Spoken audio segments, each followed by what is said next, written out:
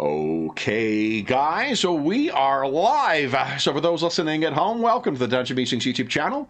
My name is Kevin Madison, and I'll be your friendly Valiant Master today. Because today we are going to be, I guess for one, we're starting quite late from what we normally would be. We had one game scheduled, and then unfortunately we were forced to reschedule that. We've got prepped for what we're going to play tonight. So if you're listening to this live, I apologize for the 2-hour late start. But tonight we are going to be returning to a game we've been playing a little bit on the channel weekly, actually. Tales of the Valiant. If you're not familiar with the game, this is a game that basically uses Dungeons & Dragons 5th edition as a starting point for its chassis, and then makes a number of substantial little tweaks to it. So you can think of it as 5th edition refined and augmented, I guess, maybe. It is... if you're a 5th edition player, you will recognize much of what is in this game, but it also draws, because it is published by Kobold Press and under the Orc license from the Black Flag Initiative, what it allows them to do is draw ideas from a whole bunch of different other games, which, if you're familiar with those games like Pathfinder 2 or Pathfinder 1, you'll see some of the neat ideas that have been incorporated into this game. So, with me tonight are the stars of our session tonight, 2 returning victims, players for the dungeon we will be playing tonight, and 1 new member. We're making use of one of their new products as well, Dungeons Deep, which is now in print. We started playing this 2 weeks ago. One of the dungeons, what this product is 16 dungeons that are modular in the sense that you can run them at a variety of different levels. We are playing 3rd level characters, and we are playing a dungeon called Dante's Downfall. What I'm going to assume, guys, I'm going to have you introduce yourself and your characters in a moment, but we're going to assume that where we left last time is where you guys chose to back out. So you move back out into the Wasted West, the goblin dusts, and rested, and then swapped over with one of your colleagues. Your kobold colleague is going to be watching the camp, and you've had a new person join you to get back in. So first, let me have you guys introduce yourselves and who you're playing. I'll go left to right here. First up is Jeffrey. Hey everybody, I'm Jeff, and I'm playing Lothar Cragstone. He is a Iron Bastion dwarf fighter with a big shield. Very nice. All right. Next up is George. Hey everybody, I'm George. I'm playing Avrik Roth. He is a human. Well, no, sorry, he's elf marked. Not typically what I play, which is why I said human immediately. Human.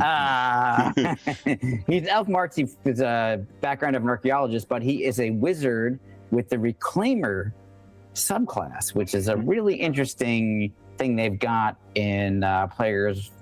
No, is it in Players Vault 2, Kevin? No, it's in the what is it? Dungeons and whatever, the Ruins. Dungeons and Ruins. Yes. Dungeons and Ruins. Dungeons and Ruins. Yeah. Which goes appropriately with his archaeology background. So yeah. Excited to get him back into the table.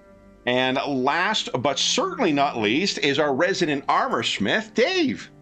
Hey everybody, today I'm playing with the Riddle of Steel, and my character is a Damphir Rogue strategist, and I'm going to go with Zenko. I'm going to say the D is silent. Just to screw everybody up, because we've been calling him Zdenko the whole time. Nice. So here's what I assume. When these pre-gens were put together, Zenko is from one of what's known as the Dark Kingdoms. There is a kingdom of vampires. That is ruled by vampires not far off from where the Iron Crag dwarves live. And Lothar is a career mercenary who has set out from the Iron Crag dwarves. They live in cantons. It's very much a kind of a like a Swiss canton in the mountains kind of thing. Because they're sort of from the same area, if you guys want to lean into a kind of a not necessarily Gotrek and Felix, because I talk about them far too much on Saturday mornings, but a Gotrek and Felix kind of thing, or Fafford and the Grey Mouser kind of vibe between the two of you, having traveled here as mercenaries, and hiring on with this mad archaeologist, wizard. Did I say mad? Sorry. What do you guys recall what you are in search of? What brought you out into the Wasted West? Oh man. Why are we here, guys? Oh, you're muted, George. Come out. Yeah, I did that on purpose. I was thirsty. Also, may have been screaming happening. Okay, so here are things that here are the reasons why we came out here, and coupled with things we know and we think are probably true. So we came out. This is sort of my expedition. I brought in our other fellow companions here, and I was after information on someone named Dante Faria. Yeah. He is also sometimes referred to as the Deathless. And this individual was, well, I don't know if alive is the appropriate word, but not dead. Hundreds of years ago, if I'm getting the math correct. Yeah. He was a freedom fighter in Kalmaroth. Yes. And he disappeared. Now, how and why did he disappear? Well, it came to my attention through much study and reclamation of ancient bits and pieces of artifacts, etc., that perhaps he was sent to a secret prison used by Kalmaroth that is in the Wasted West. Yeah.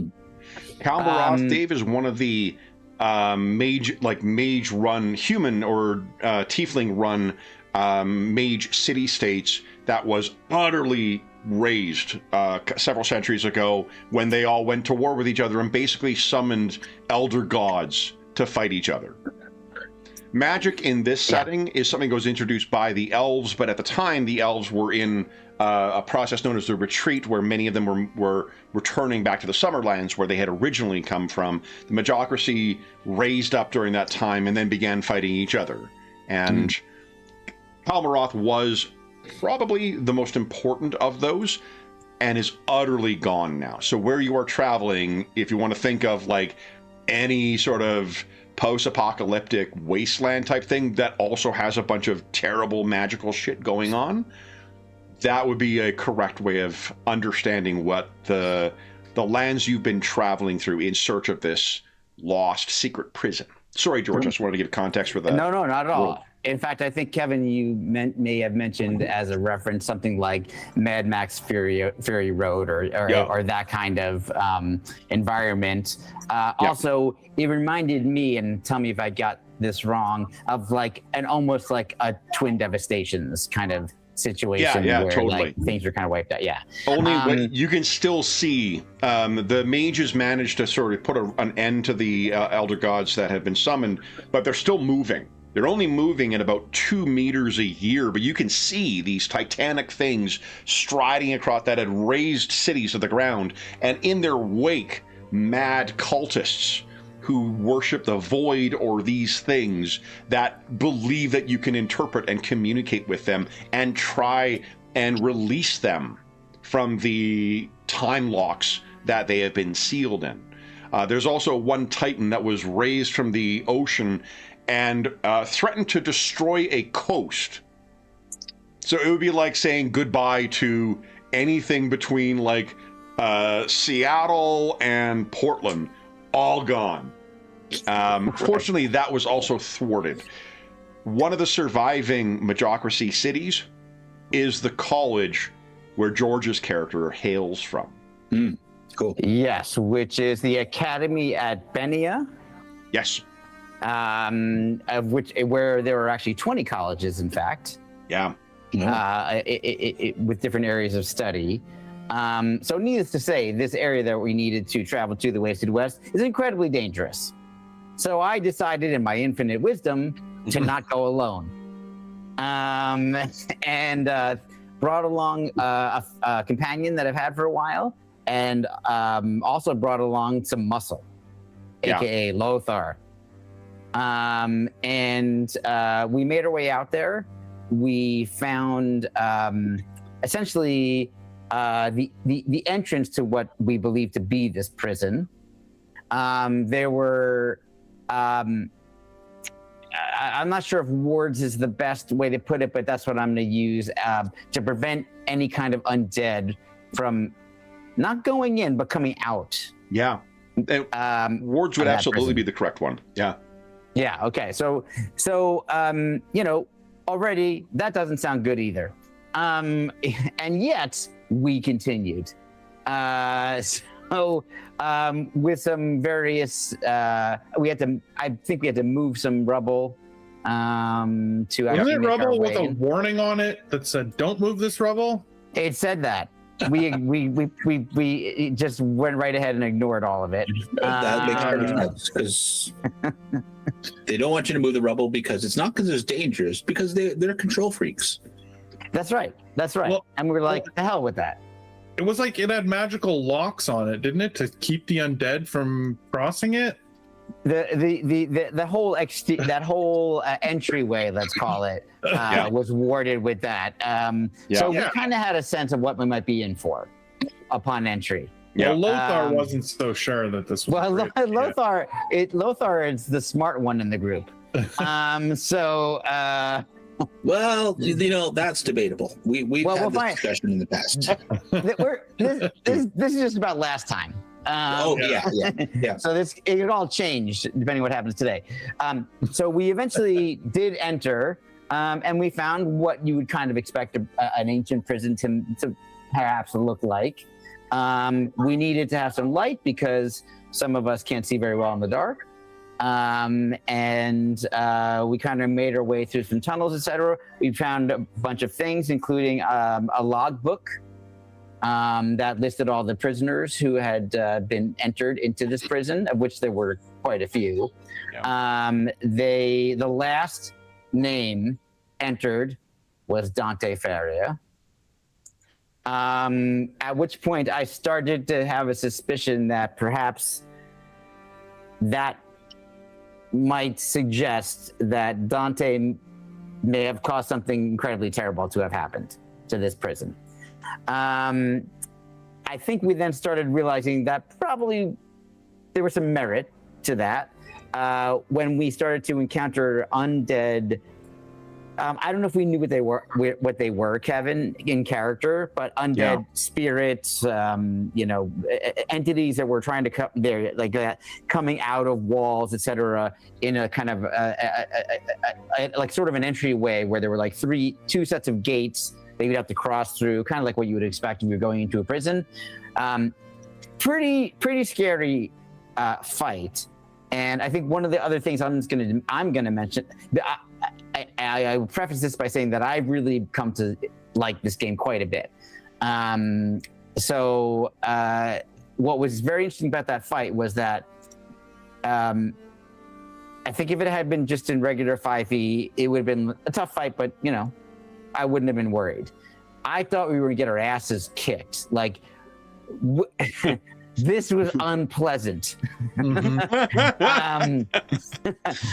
Like I went through so many spells, it's ridiculous. And I'm a 3rd level character. But it was really fun and exciting because these things could move through things that we can't, etc.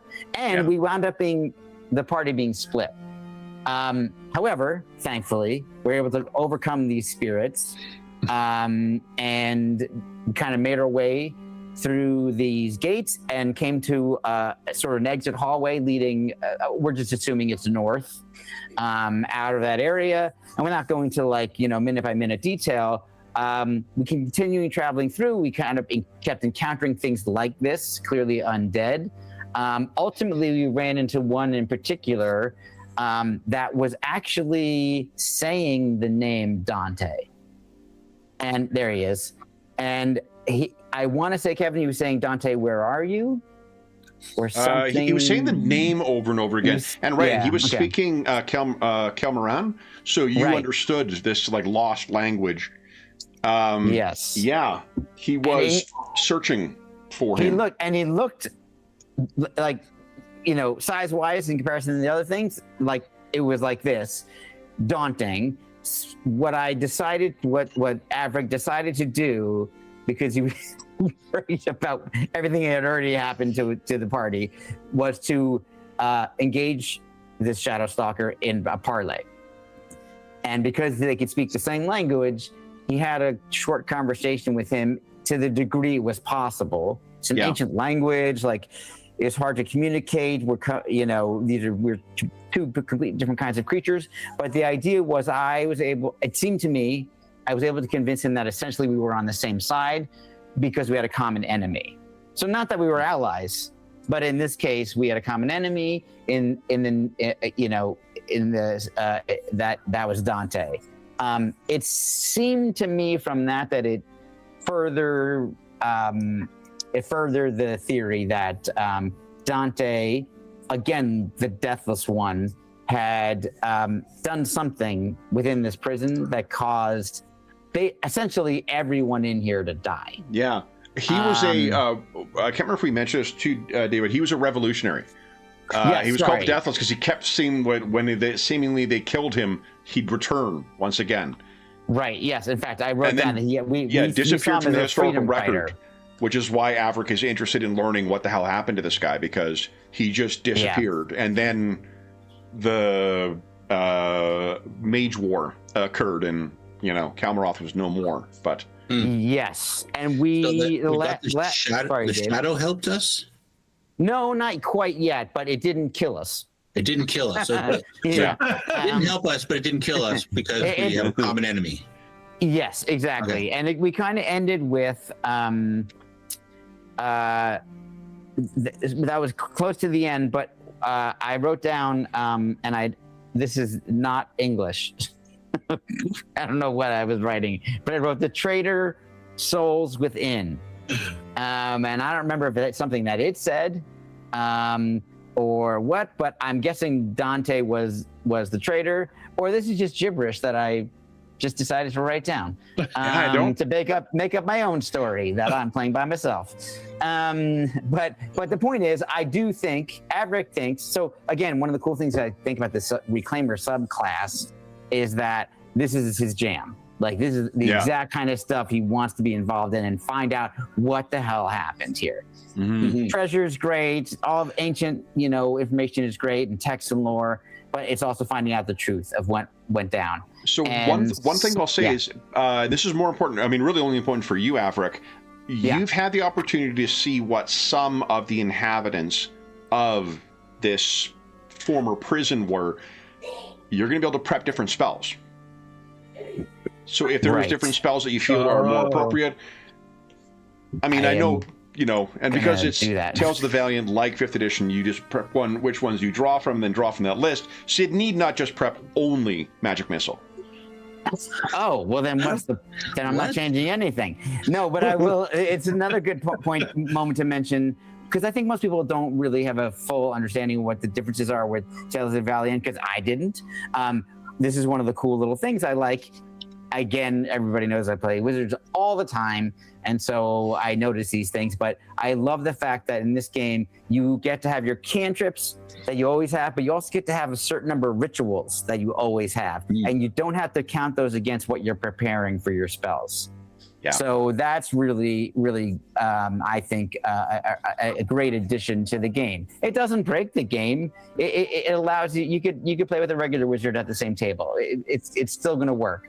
But I am going to switch up a couple of spells here. Okay. Not too many. I'm not way off on what I had ready to go, but there's some that I don't think I'm going to need. I don't feel like I'm going to need to try to charm anybody here. No. So and I think, do I have the ones marked that are your rituals? No, your Reclaimer spells. You know what? They might be on my. And actually, I can't remember if you do. Come to think of it, I don't know if there are. There's a ritual. Yeah, there's a ritual you get because you got the Identify ritual for free. Correct. I got Identify ritual for free. That was what I got from the Reclaimer. So yes. So those are all clearly marked. Okay. And then I'm going to keep Detect Magic. I'm going to actually, obviously, I'm keeping Mage Armor. Okay. I am not getting rid of Magic Missile. But what I am getting rid of is Sleep. Because good call. Yeah. No point on that. And instead, what I'm going to choose is Fog Cloud. Because we get actual line of ourselves sight. into one of those situations where there's a lot of these things, which there probably are, given it's a giant underground prison. We may need some cover. Everything. Oh, you know what? I had a question about this, and I should have looked it up. One of the things we talked about this last time too, that they changed some of the names of the spells slightly. So hold person is now just called hold. Yep. Charm is I can't remember. charm. It's just charm. Yep. Now, but I cannot remember if, and I don't know if you know this, but if not, I'll look it up myself. If hold affects non-humanoids. Good question. Let's see. Like undead? Like, I don't know, undead. Exactly. Yeah. Because if not, then I'll just get rid of it. Hold. Choose a medium or smaller creature you can see. Target must succeed. Has no effect on the undead. Final sentence. Okay, perfect. Okay, great. So I will. I don't need that. So I'm gonna get rid of hold, and I'm gonna add in false life. Okay. In case we need Lothar, some. Zdenko's been watching your camp and your gear and whatnot, so he may have some questions as to what to expect from today's expedition. What does Lothar have to share with him? Oh, well, friend, you should be ready for lots of danger and undead, and certain there will be many more prisoners that have been. It's not typical undead, though. They are not zombies or skeletons. They are some kind of spirits. And they sap the very life from you. And I can't sap the life from them. Where's the fun? That's true. Madison, did you make 2 fucking pre-gens that have abilities that cannot be used? Well, maybe. Yeah. Maybe just a few. I was far too focused on like, ooh, this sounds cool. Ooh, this sounds cool. And in fairness, they were made actually before the book came out, so. Oh, how do I heal my strength damage actually? Now so your strength damage should be at full. You can restore all. You can actually click the long rest button. I think it should but this was like an edited thing that I added. I don't know that it would get rid of it. That was like a special thing I had to do. Oh yeah, right, on the edit thing. Yes, you can get rid of that, and you can also give yourself back. You should have 3 hit dice. Because remember, you've got that last stand ability, right? Yeah. Oh, alas, poor Lothar. Drained of strength again. Yeah, well. Oh, George, you're muted. Sorry, we're not ignoring you. Last poor That's Avrik. true. No voice. Tibbo? I would have been interrupting anyway. So, but the loss of the strength, Dave, was, I'm going to say, constant. Jeff, would you agree with that? Yes, it was. It wasn't like one time. So be careful. So not like Lothar after a night at the pub and his strength drained, constitution waning. No, this was they were taking my strength for themselves. Ah, sounds so familiar. I only wish I could partake. Yes. I'll have to find another way. Okay. Oh God, whose side is Dave going to wind up being on? Well, if I really need to, I could always just borrow a little constitution from one of you. True. Hey, let me just replace. It's possible we do get that desperate, so Well, if gotta you're do what you almost gotta dead. do. Exactly. I mean, I would never do that to a friend. Okay. Oh, you guys face rats as well, remember? Avrik, you strike me as a friend of Lothar, so that makes you a friend of mine. And yes, an I am employer. glad that you're. Yeah, that true. But I am very glad to have you join us. We're definitely going with Zenko, right, Dave? Zenko, yeah. Okay, great. I am very glad to have you join us, Zenko. This is even more dangerous prison than I suspected. We must be on our guard at all times. So you may recall you heard the sound of doors closing behind you. First off, guys, your green bar is your luck. You can go ahead and give yourself 2 luck heading into this. Awesome. You got a I've short never made my session. way into a prison before. It's always been finding a way out. So we may what need you to would- do that too. There is writing in common on the door that Lothar alluded to previously. There is a glyph on these doors.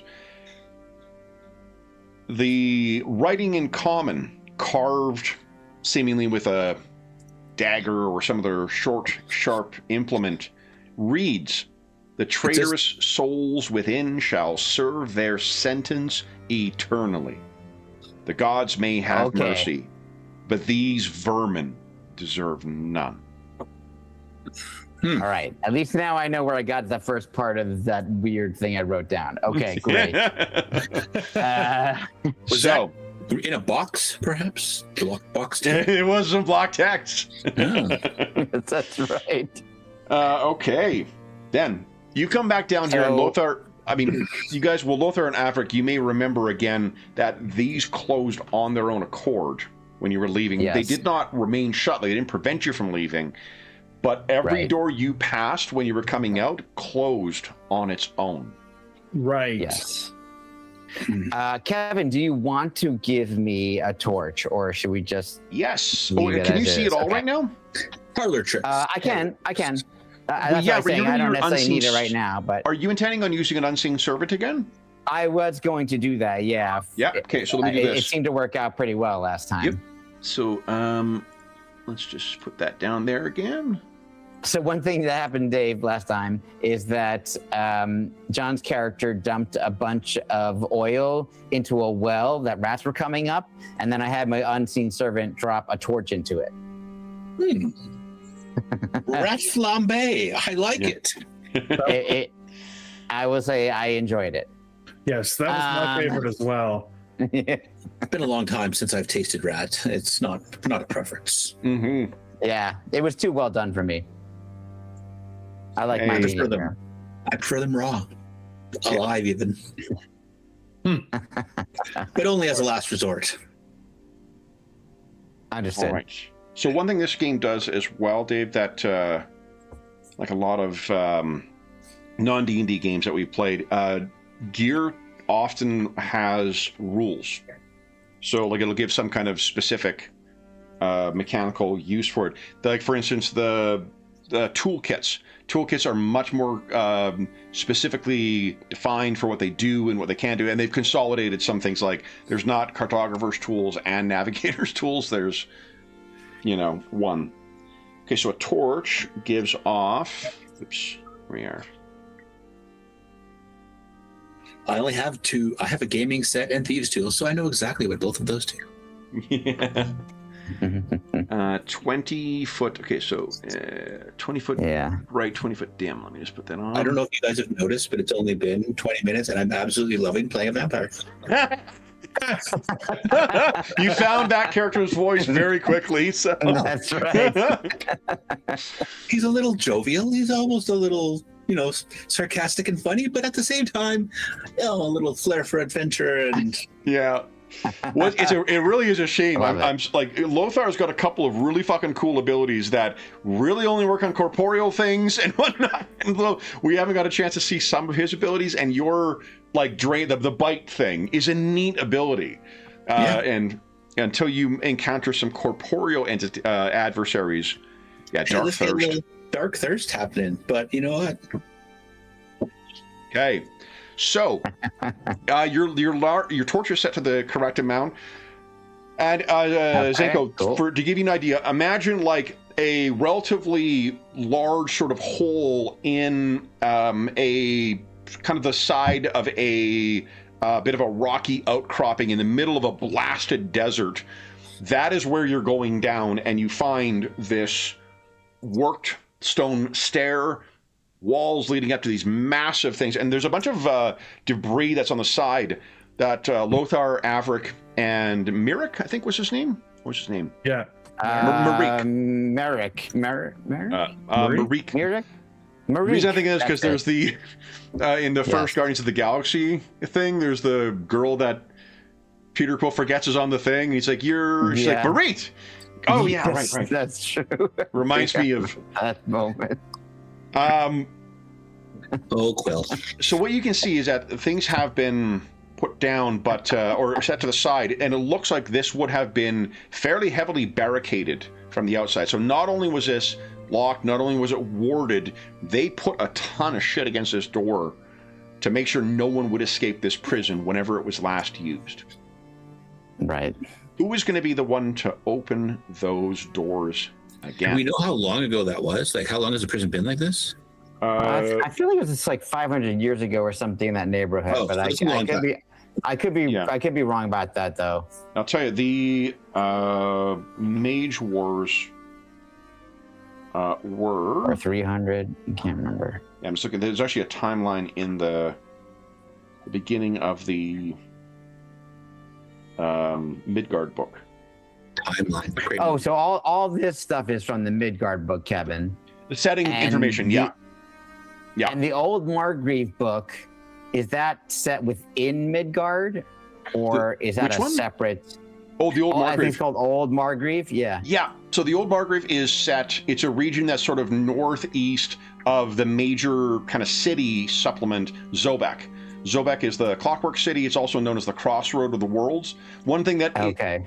technically speaking, Midgard is a flat surface. It is a flat Right. world with edges on it. You never see the edges of them in the maps or anything, but Okay. technically it is, and Zobek is kind of the center of the world. Got it. Where Okay. we north of that of Zobek is where the Ironcrag cantons are. A little further north of that is the Dark Kingdoms, where Zenko would be from, and then we are to the west of that. Okay. Cool. All right. So Thanks. the That's wasted great. west, in fact. The wasted west. Right. Yeah, Very but cool. why didn't you load a map? Because I'm a fucking Bush League Valiant master. No, That's what. that's okay. I'm just deciding like when I'm gonna buy the old Margrave book. So I just wanna 500 make sure years, between 500 and 476 years ago is when the Great Mage War occurred. So it's been likely been like this for quite some time. Definitely, Yes. yeah. And it's this like all these were majocracies with tiefling rulers and clear connections to the Hells. So the fact that there was someone who was a rebel fighting against them was a bit of a Dante Feria really has kind of a Robin Hood-esque quality to the cult hero thing. Why do you think, Avrik, why do you think this particular story mattered to you so much?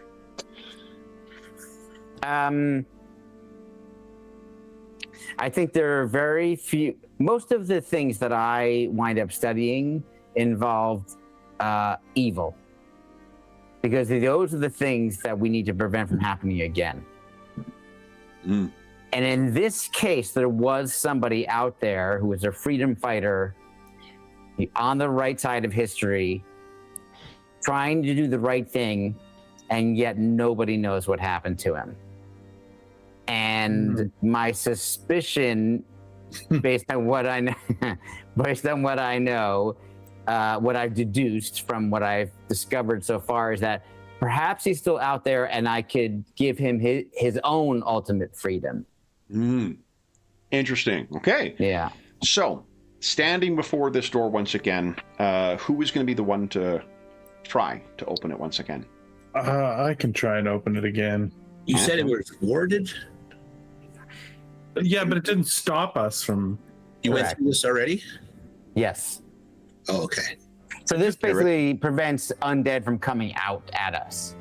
Okay, just checking. Make sure you're Yeah. not.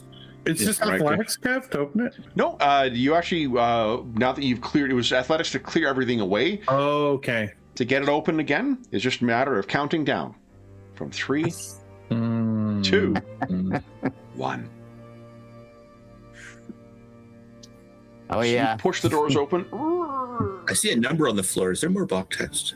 And no, that's that we realized last time. That's a secret glyph. We haven't If I figured had out only one what it criticism of the things, Kobold Press, release the maps without the numbers on them. Give us a GM version of it. It's very easy to get they are like, you can take them out of the PDFs as an image quite easily, and they don't, unlike drive-through, they don't have the fucking DRM that prevents you from doing stuff like that, which is awesome. However, there's no like icon-free version of it, and it would be great to have that either as a digital download or just something separate. It's not agreed. I did see that on in one of the books for Kobold Press. Not that I was shopping for Kobold Press books today, but that they had an option to purchase, like the hardcover, the PDF, but then there was a separate one for the VTT. And I'm wondering if they're realizing like, oh, we need to have something that is going to. It could be, yeah. I think it's don't Foundry, know. I didn't though. look. It's either Foundry or it's Shard. That's right. They have that Shard tabletop thing, which I looked into, but I was like, didn't really do much for me. So anyway, okay. So Dave, Zenko, this is where we encountered several spirits on different sides of this gate, of which there is a door up here, a door on the other side, and then we proceeded to the north up this hallway. Yeah. So what you can also see, Zenko, is some block text. Oh, thank you. Be careful. Iron bars line 50-foot long corridor ending in a door to a central space containing rotting furniture with an identical iron-barred corridor on the other side. Damaged furniture scattered by the southeastern door suggests an old barricade. Skeletons and decayed clothes are scattered throughout the space, most seated or curled on the ground. The eerie echo of bars rattling as though shaken drifts through the room. Oh. This is where Avrik found the logbook that he had mentioned. This is why it seemed to us, based on all of that and the configuration of the room, that this is where they would have brought the prisoners in. Is there, like, with the broken chairs and stuff, can I get like a piece of wood that's sharp on one end? Yeah, it will be quite old, so it'll be quite brittle. Yeah, I'm just gonna pick it up and look over to Avrik and go, doesn't work. And throw it. What is everyone's passive perception, please? Passive perception. You just put it in chat, that'd be awesome. Oh yeah, sure. You want my peep? It's just 10 plus, right? Yep, 10 It plus should be on the your left. wisdom. It should be on the left side as well, like just above where your There it proficiencies is. are. Yeah, I see it now. Just below survival. We go. Although, Awesome. wait Thanks, a second, guys. Kevin, I forgot. I have a special. Yeah, you got like +5 to it, don't you? I have a +5. I'm going to see if they're circumstantial. You gain a +5 bonus to your passive perception. Oh, no, at all times, and passive investigation. So I'm going to just change that to a 17. Okay. So, Avrik, moving your way back into, especially now that you're stepping into these. Okay, Zenko's got 14. Lothar's got 11. Stepping in here, you once again hear the sounds of moans and rattling bars from deeper within the prison. And Zenko, you can hear it as well. So, like, you can almost see the bars sort of moving as if invisible hands were grabbing them, and you can hear kind of a just almost out of earshot kind of a. I'll draw my rapier and pretend to smack the bars. Okay. We're ready. Are we going forward? One quick question, Kevin: do these sounds sound similar to the ones we heard before, or are they different in any way? Very much what you heard before. Okay. Prepare We yourself. heard these. Lothar and I heard these various sounds before upon entering. I'm sure it means we are going to encounter more of the same. What damaged these creatures that you fought? Well, magic certainly did quite a bit of damage. He bends his rapier a little bit. Plain steel? No? it seemed to affect him to a degree. Lothar, you had more experience with that. Minimally. It was not ideal, put it that way. Less than ideal. I wish I had there's probably a spell that I maybe at one point would learn that could benefit you both. Yeah, magic weapon would have been. Yeah. Magic weapon. Who was it who prepped these fucking characters? And the Sneak attacks. I'm trying to work on them, then. I'm trying to find the name of who made these characters on this PDF, and I'm it's guessing my sneak attack doesn't work on missing. them. Yeah. Sneak I- attack probably has- So sneak I don't know attack in about that. this, I believe, is like 5e, where it hits everybody. It hits everybody. It's Yeah, not yeah, like Yeah. old versions where you had to like be a non-construct or non-undead or Yeah. Oh, yeah. Yeah. Levels. find some vital organ to strike. So you must have discernible anatomy.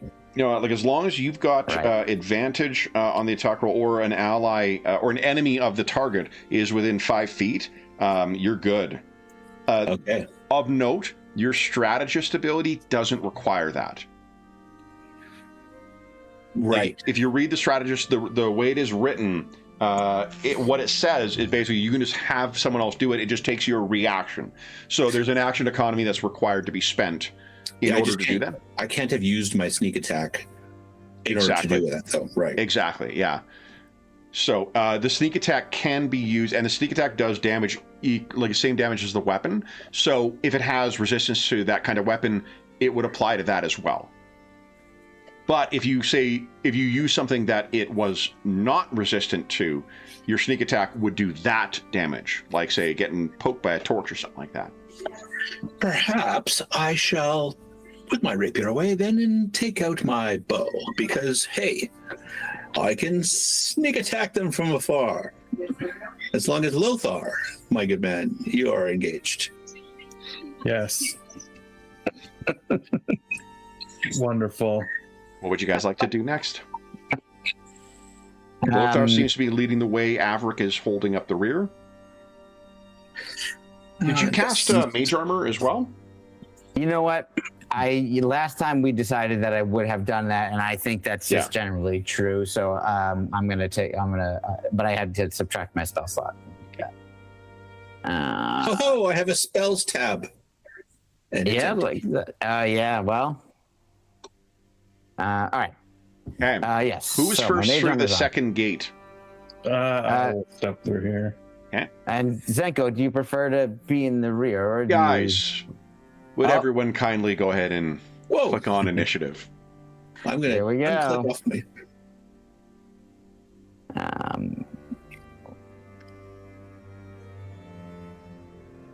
Hey, let me roll for these fellers.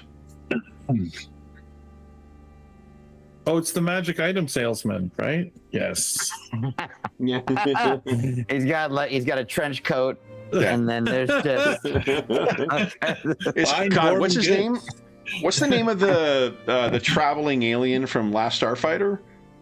The guys on man. the Mr. Sunday Movies channel. They just did a retrospective on it too. And it's I forgot the guy who plays that traveling salesman alien is the guy from The Music Man, the musical. Yeah. Oh, yeah. Yeah. Interesting. Okay. What I always think of with the trench coat with selling stuff is Fast Times at Richmond High. When do you remember that? Like he like opens up his jacket and he's got all his kids. Yeah. All right, so then first up is these. What I would like is for each of you to give us a wisdom save, please. Oh right. Oh, Wrong game, I Madison. remember this. Does anybody struggle with wisdom saves? Well, I'm not too bad. He says, then rolls a 12. Oh yeah, sorry, I'll tell you the difficulty, guys. It's a 12, DC 12. Oh, okay. Sure. Oh no, Jeff. Come on. Hey, Lothar. Well, I guess I'll just be. What? That attack is by Jeff. Well, look at that. That's a It's solid not- roll. It is never funny because of you, because I hate the one. But it's just ridiculous that Roll20 does this. Here's some good news. Because you failed your save at the start of the round, you each get 1 luck. Remember, every failed save, every missed attack, once per round, you will get this, and it's not your turn yet. So. Oh yeah, because you took Tales of the Valiant's rule and brought it into our 5e game. Exactly. Yeah. Wait, we all get luck if no, those of you failed. Avrik made his save. But the two of you can feel a cold chill start at the base of your skull and move its way down to the tip of your tailbone. Zenko, it is rare that you feel the cold such as this, but then, Avrik, you see from Zenko's shadow. Oh, shit, yeah. Something pulls itself up. From Lothar's shadow, something pulls itself up. And then in the corner over here, something was not able to do so, but pulled out and is going to move forward. Man, I'm seeing crazy artifacting on this screen today. Okay. Oh, interesting. It's nothing weird is happening for me right now. How about you guys? No, I don't know. It happens sometimes on I don't know what causes it or what's causing the problems, but sometimes it just happens with this. So these things move out. Lothar. Let's see.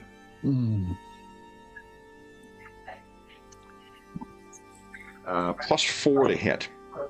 Does a 15 hit you, Lothar? I believe it. Oh, no, it does not. Yeah, you got a pretty high AC from what I remember. 19. Yeah. Okay. Zenko, I take it a 10 does not hit you? 10 does not hit me. Oh, for Zenko. Sorry, Zenko. Sorry. Yeah. If you want to take the hit, you're welcome to. Yeah. No,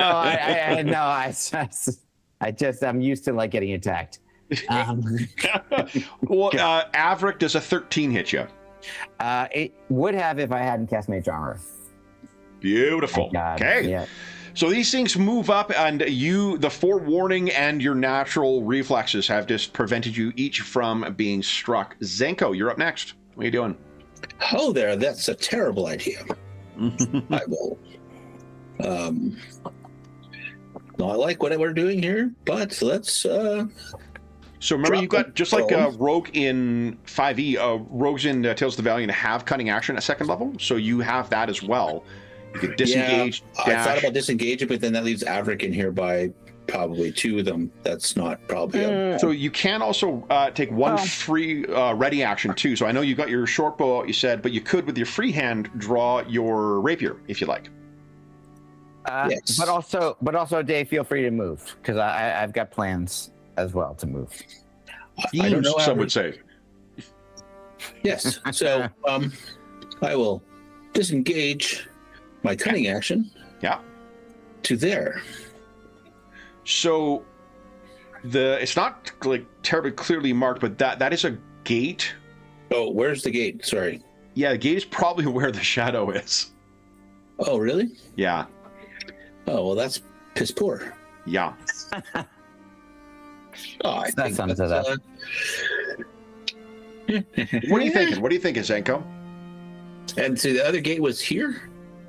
Yes, they're staggered so that you can't. Well, they're. I think the first gate is actually a little lower because it's to prevent just kind of like a straight shot from across. You kind of have to go in and then go down. The gates are here and here. Yeah, it's about here. Oopsies, here and about here. Oh, okay. Well, there's only one in the room here with us, so I will just have to strike it with my rapier. Okay. So, right. This is years ago, we played GURPS Eberron, actually. I had a guy I knew from grad school insisted on calling it a rapier. A rapier? I think it was about 2 rounds before it got old. It wasn't meant as a joke either. It wasn't like, ha ha ha, it's a funny thing. No. So this one's in front of the gate? Yes. Yes. And the gate here is which side? Down below? Just below where Avrik is. Okay. So, I mean, what you can see is the one that is attacking Avrik, it is moving directly through the things like a ghost. yeah, it's not. It doesn't have to worry about gates. No. But I need to strike through a gate if I'm going to try and hit one. So that's why. Not the one that's to the north. This one I have is right. Is in the same room with us. Yeah, same room, same little chamber. And you can't disengage through an enemy square. No. Not unless you got an ability, a class ability that allows you to do that. Which some tiny. So 10 feet without. That's very fucking cool. That would take up your bonus action then. So it would take up the place of your cunning action, which was to disengage. Right, but I thought I could move through the port. I can't move through it without. Yeah, you can't move through enemy squares. Yeah.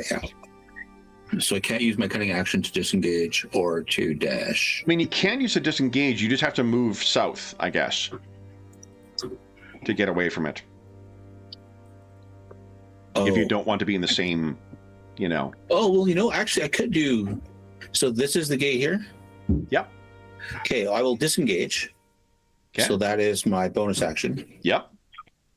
Now this is within 5 feet of Avrik. So that'd be 1, 2, 10 feet you're moving.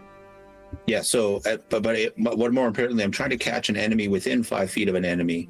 Of an ally, yeah. Of an ally, so that I can get my sneak attack on it. That is absolutely what you could do, yeah. Because I don't know what kind of reduction and damage it has, but let's try to hit it with a rapier. Okay, so remember to tick on your sneak attack.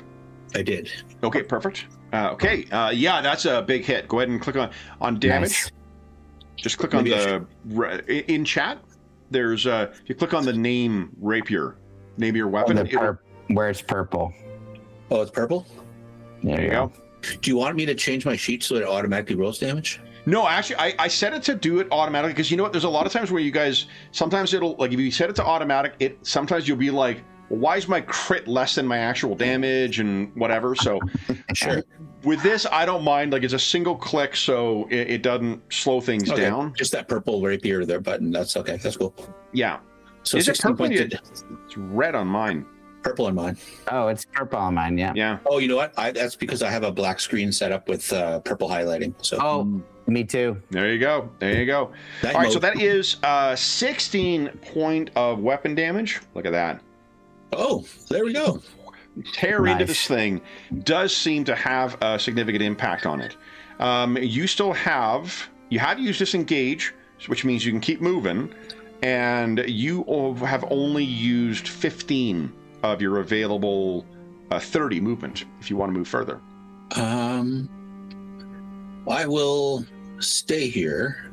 Okay. Why did I close the turn counter? And the turn order is there. Okay, good. Yeah, I'm going to stay here and I'll end my turn. Avrik, what are you doing? Okay, so that changed things a bit. I will. I'm actually gonna. No, I'm gonna stick with what I was gonna do. I've weakened it for you. Yeah, you did, but there's 3 of them. So action is disengage. Then move for my dash. Sorry, dash. I want to get. Sorry, disengage for you would be an action, and then you can just move. Yes. You don't have to dash. Yeah. Okay. I said it right the first time, and then I undid it all. Yes. So I want to get right there because I don't want to get anything to get in between Zenko and I, so he gets flanked or anything. Yeah. I do not, as I discovered last time, have a bonus action that makes any sense in the circumstance. So I am going to, because none of my spells are bonus, so I'm going to remain at this spot and let the turn continue. You're standing right in front of the door, though, right? Yeah. I'm standing right in front of the door. Correct. You can move through friendly squares. So, like Zenko, if you need to make your way through him, you can move through Avrik's square. It's just enemy squares you cannot move through. Yeah, no, I get it. Yeah. Okay. Do you want me to? I position myself there, Zenko. So I come up behind Zenko. I put my hand on your back. I'm like, I'm gonna stand here so they can't get in between you and get one on either side of you. But you'd rather me back up? He was like, "Oh, go to the wall." Like over here. Yeah. Well, and Lothar, you should have 3 luck as well, because you failed that save. Remember? Oh, I thought I got it on my turn. Sorry. Oh, no. So you get it. You could only gain 1 per turn. But at the start of your turn, we're going to start the clock rolling again. Okay, got it. Okay. Not that I'm saying you're going to miss, Jeff. Just right. All right. So then, Avrik, you move yourself up at the wall. Zenko's got his rapier in one hand, short bow in the other. And then it's Lothar's turn. Lothar, what are you doing? Okay, so I'm gonna start by attacking this one beside me. Okay. Battle axe, one-handed. Come on. That is a hit. Yep. Go ahead and roll damage. Remember, you've got 1 either weapon op. Oof. Okay. So that is. There we go. Yeah, just as frustratingly minimal as before. But you can also use a bonus action to do one of your martial actions, either weapon option or. And remember your shield one. Raising your shield is. Yeah, I'm gonna raise my shield. Okay. Do you want to move at all, or you stay where you are? I don't know. I'm probably good where I am. I don't know if I'm really just moving closer to that one if I do move. So I guess what that might do is either if it's going to come and get you. I guess I could move up here and I don't know. Like move to your left there, to the west. Like this way. Yeah, because you might get an attack of opportunity through the bars. It'll have cover, so it'll be a little harder to hit. But if you moved, just 1 over, then you won't take the attack of opportunity. Oh, like here, yeah. And actually, like you would have to move through the gate as well. But by positioning yourself there, if this thing here goes after, I got to turn off fucking snap to. Oh, the arrow thing. Yeah. If it goes after someone else and zooms away from me, I can attack it. Exactly. Yeah, I got you. Yeah. Okay. Then it is their turn, and perhaps unsurprisingly, that thing is going in search of more hungry prey. So it is through the gates. It will have some cover, but you can go ahead and make an attack of opportunity if you want to use that as your reaction, Lothar. Yeah, I think I will, because I think kind of getting these guys down makes sense. Big hit. Wow. If I hit this, does it roll down? Yeah, there we go. Okay. Minus. Okay. Nice. All right. I'm going to make a wisdom save, actually, for it. Nat 1. You have so pissed it off, it's going to stick with you. Oh. So it like moves over here. You hit it as it's trying to leave. Then it turns back and goes for you, which means, oh no, you're not going to benefit from its incorporeal. Okay, so that one's going to attack you, Lothar, and I have disadvantage on my first attack on you. 2's not going to do it. The one behind you will attack. There is no flanking in this, Dave. Does a 16 hit you? No, it does not. Okay. Nice. And then Zenko, this one that is facing you that you hit so much, it says something to you. And Avrik, you can understand vaguely the wispy remains of a Kelmaran word. Free, it says, as it tries to push into Zenko. A 7 will not do it. Zenko, you're up. What are you doing? I will disengage.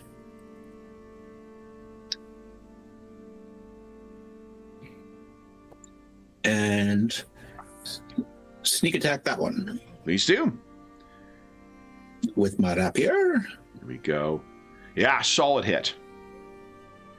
Nice. 10 points of damage. Okay. You still have some movement and you've disengaged, so do you want to move any further or you want to stay there? If you want to protect Avrik, you could easily dance back and get in front of that other one.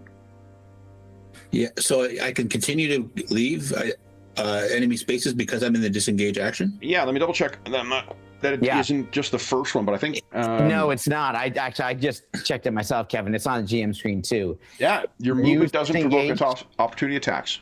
That whole turn. It's amazing. I just moved back. Okay. Hey, so how are you? Race over and then race back. Okay. Then it is... that guy's not happy. Every time he tries to... He's like, I'm going to leave. No, I'm going to stay. I'm going to leave. Oh, I should have left. Avrik, you're up. What are you doing? All right, so I'm targeting this one in front of Zenko. I'm pointing my finger at it, and a small bolt of flame fires at it for a 19 That is a solid hit. All right, sweet. And here comes some damage. 6. Hey. So what you can see is that, like the weapons, much of that is actually passing through it, and you're kind of scorching the bars behind. It definitely is injured. Okay. And but did I notice it hit a solid target?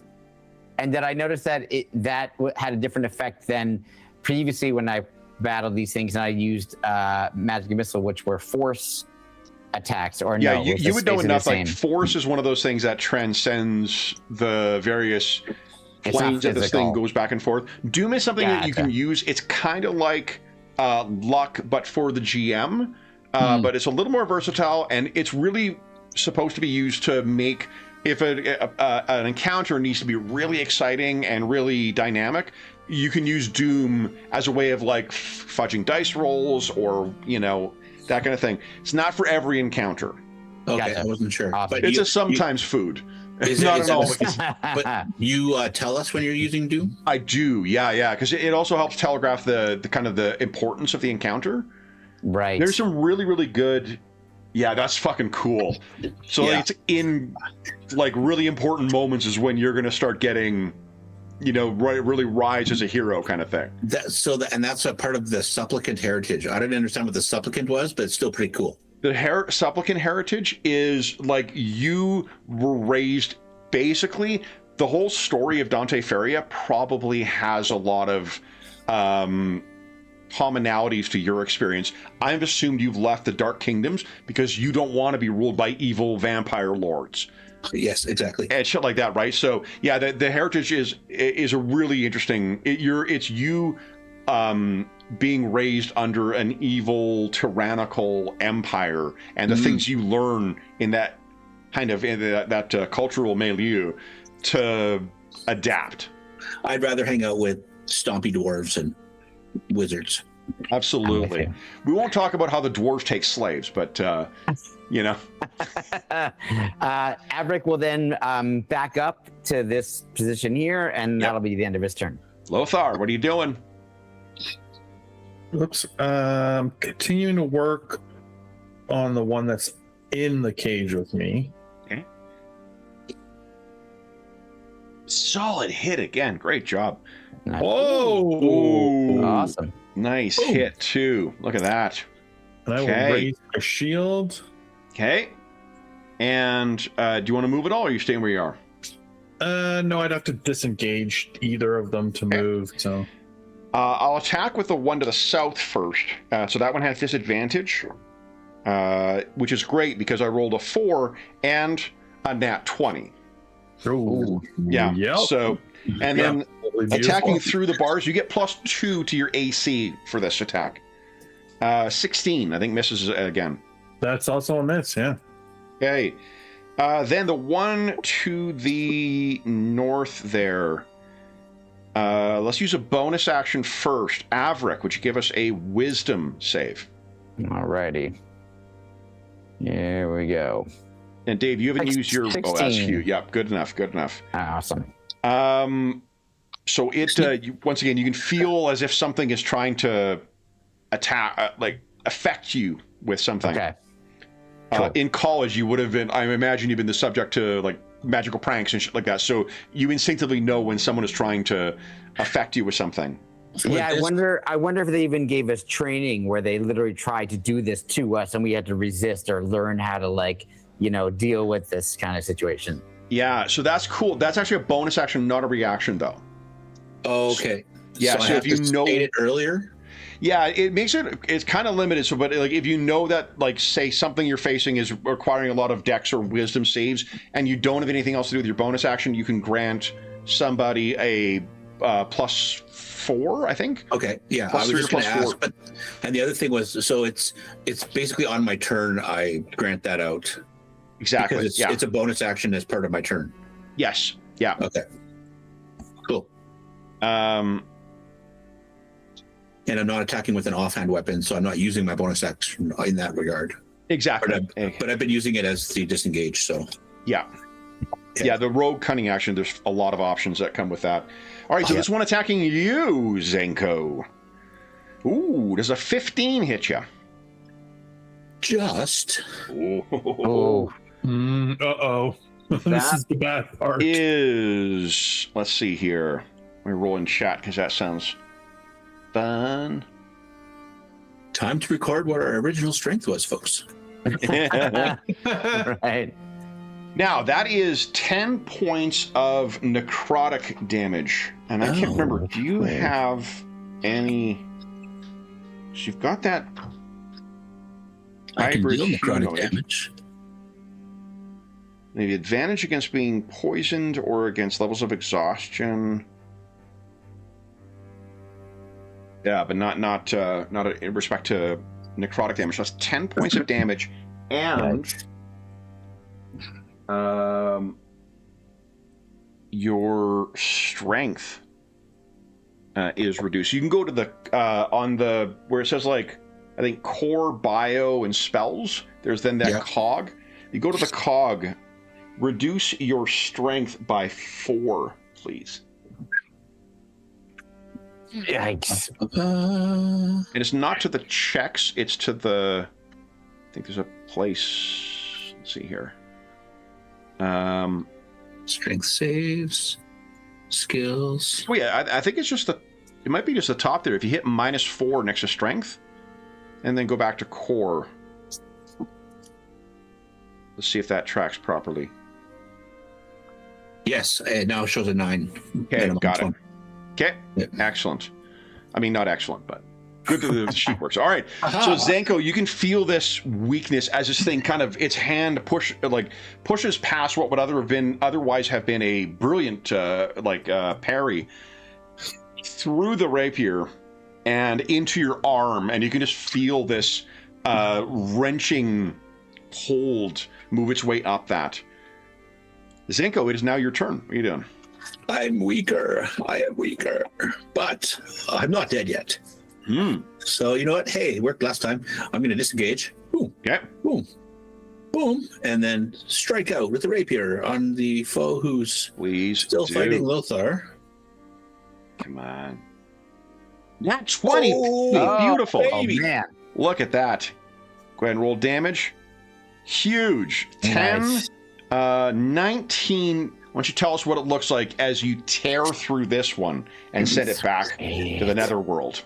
To the void, yes. even. It's just another strike through the misty shadows, and it fizzles away. And you can hear a familiar sound, Lothar, from behind you.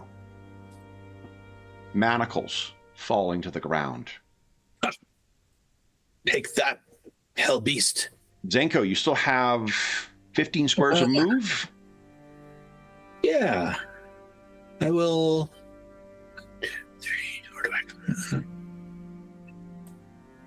Good man, Avrik. I've got your back, don't you worry. Hey, very nice. Excellent. To there, and as a bonus action, I will give Avrik Your bonus action was disengage. disengage. As a bonus action, I will do exactly what I just did. There are too many good options. I love All right. shit. so much good things. Avrik, what are you doing? All right. I have seen my companions being quite injured and drained. So I'm going to target, this one right here in front of Zenko. Yeah. With a magic missile spell. So here comes 3 bolts 14 And just points like of before, damage. those things tear through them like Awesome. crossbow bolts shot through fabric. Hairs coming through, and the final one, this thing dissipates almost immediately. And Zenko, you hear once again the clattering of invisible manacles to the ground. As a free action, I look over my shoulder and give him a nod. Yeah, they kind of move around your body too, right?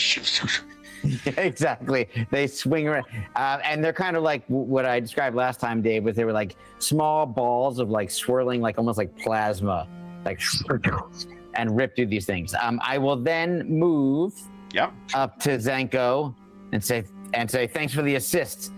I think you distracted them. And that'll end my turn there. Okay. And Zenko, that feeling of chill that you felt down your spine is gone now.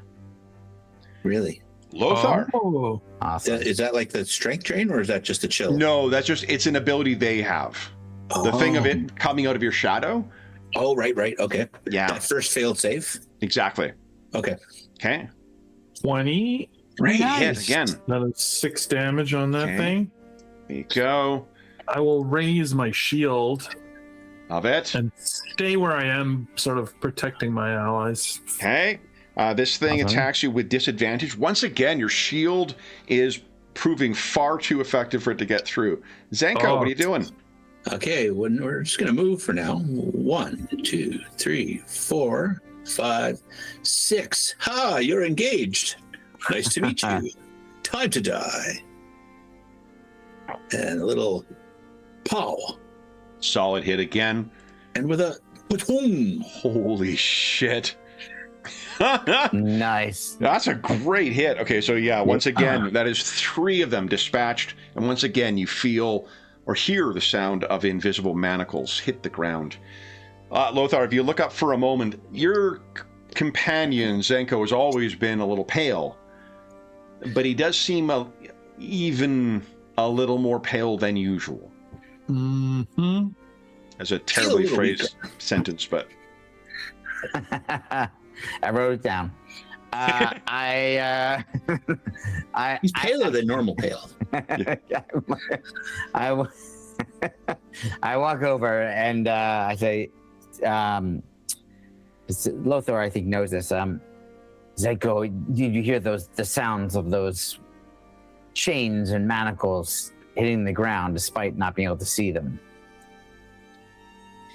We believe that is the way we are actually freeing those that have been trapped in here.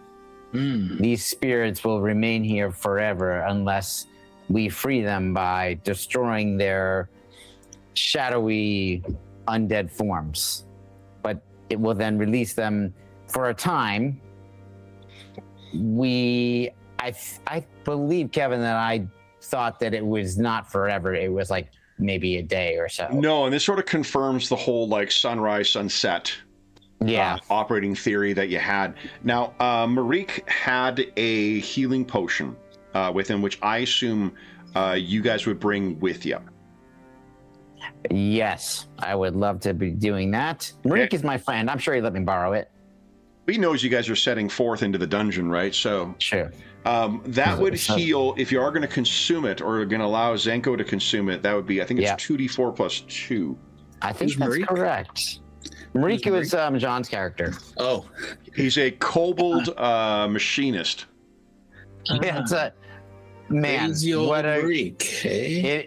Yeah, and you should see what he can do with machinery. It's a very cool class. Yeah. It's a cool class, and it's right up John's alley. So do you want to give us a 2d4 plus 2 roll, Zenko? Assuming that you'll accept the healing potion? I hope you will. Yes. How long does the weakness last? I'm curious. I think you guys determined it was until you complete a short rest. Yeah. Okay. Which we can do if we need to.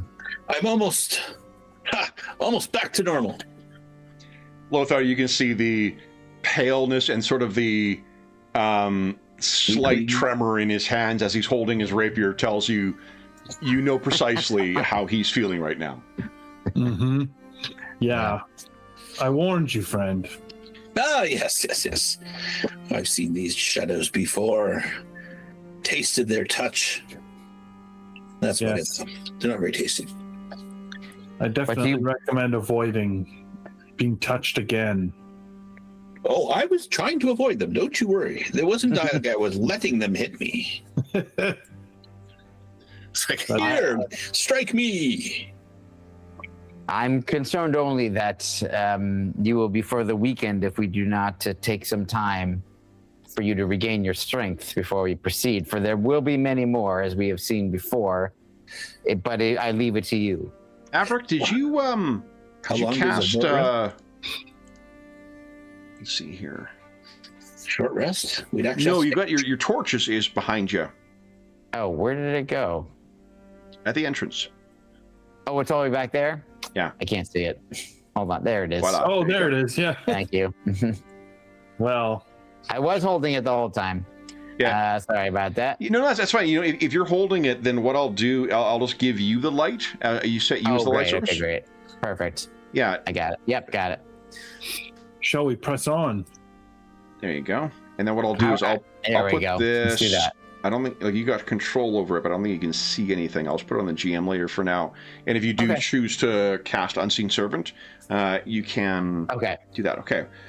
Sounds good. So we took our mid-session break early, like quite early before we started the session.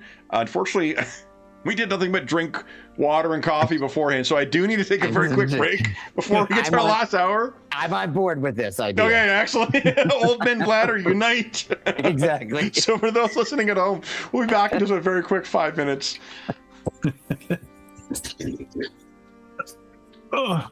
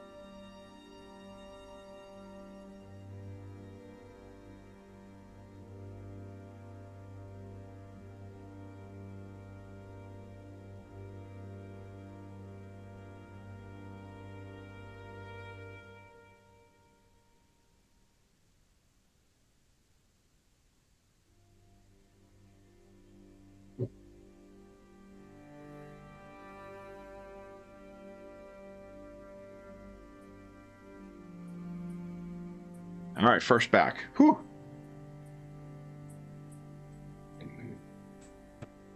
All right. Oh, again, for those listening at home too, my apologies for the late start or the short session if you're joining us later.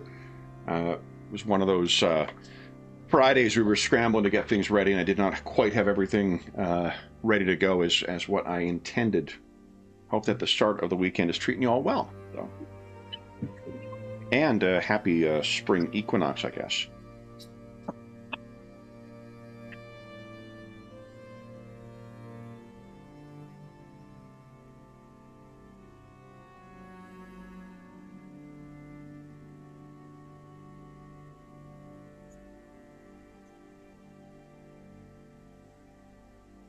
Okay.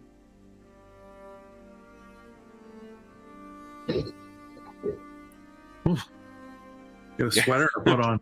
Yeah, it's cooling off today, but it's fucking 9 degrees right now. Still. Oh yeah.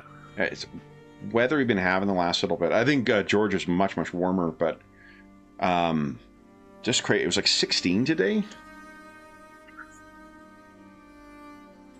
Anna Banana was outside on her chair yesterday because it got to 18. Wow. Yeah.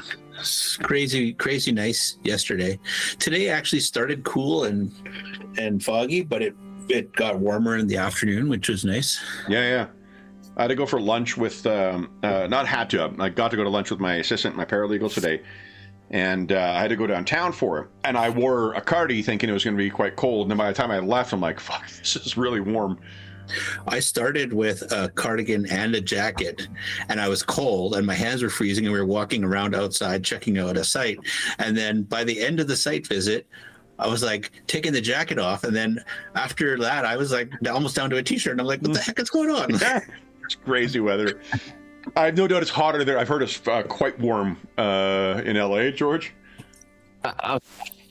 It was like, I don't know the Celsius, but it was 90 degrees Fahrenheit. It's got to be in the 20s, right? Let's So, see. if any of the other guys, the Canadians, no. High 20s, probably. We'll see. 28, 29. I should know this, like the little trick for it, because Would you say it was in the whenever Miss 90s? Fallon- yeah.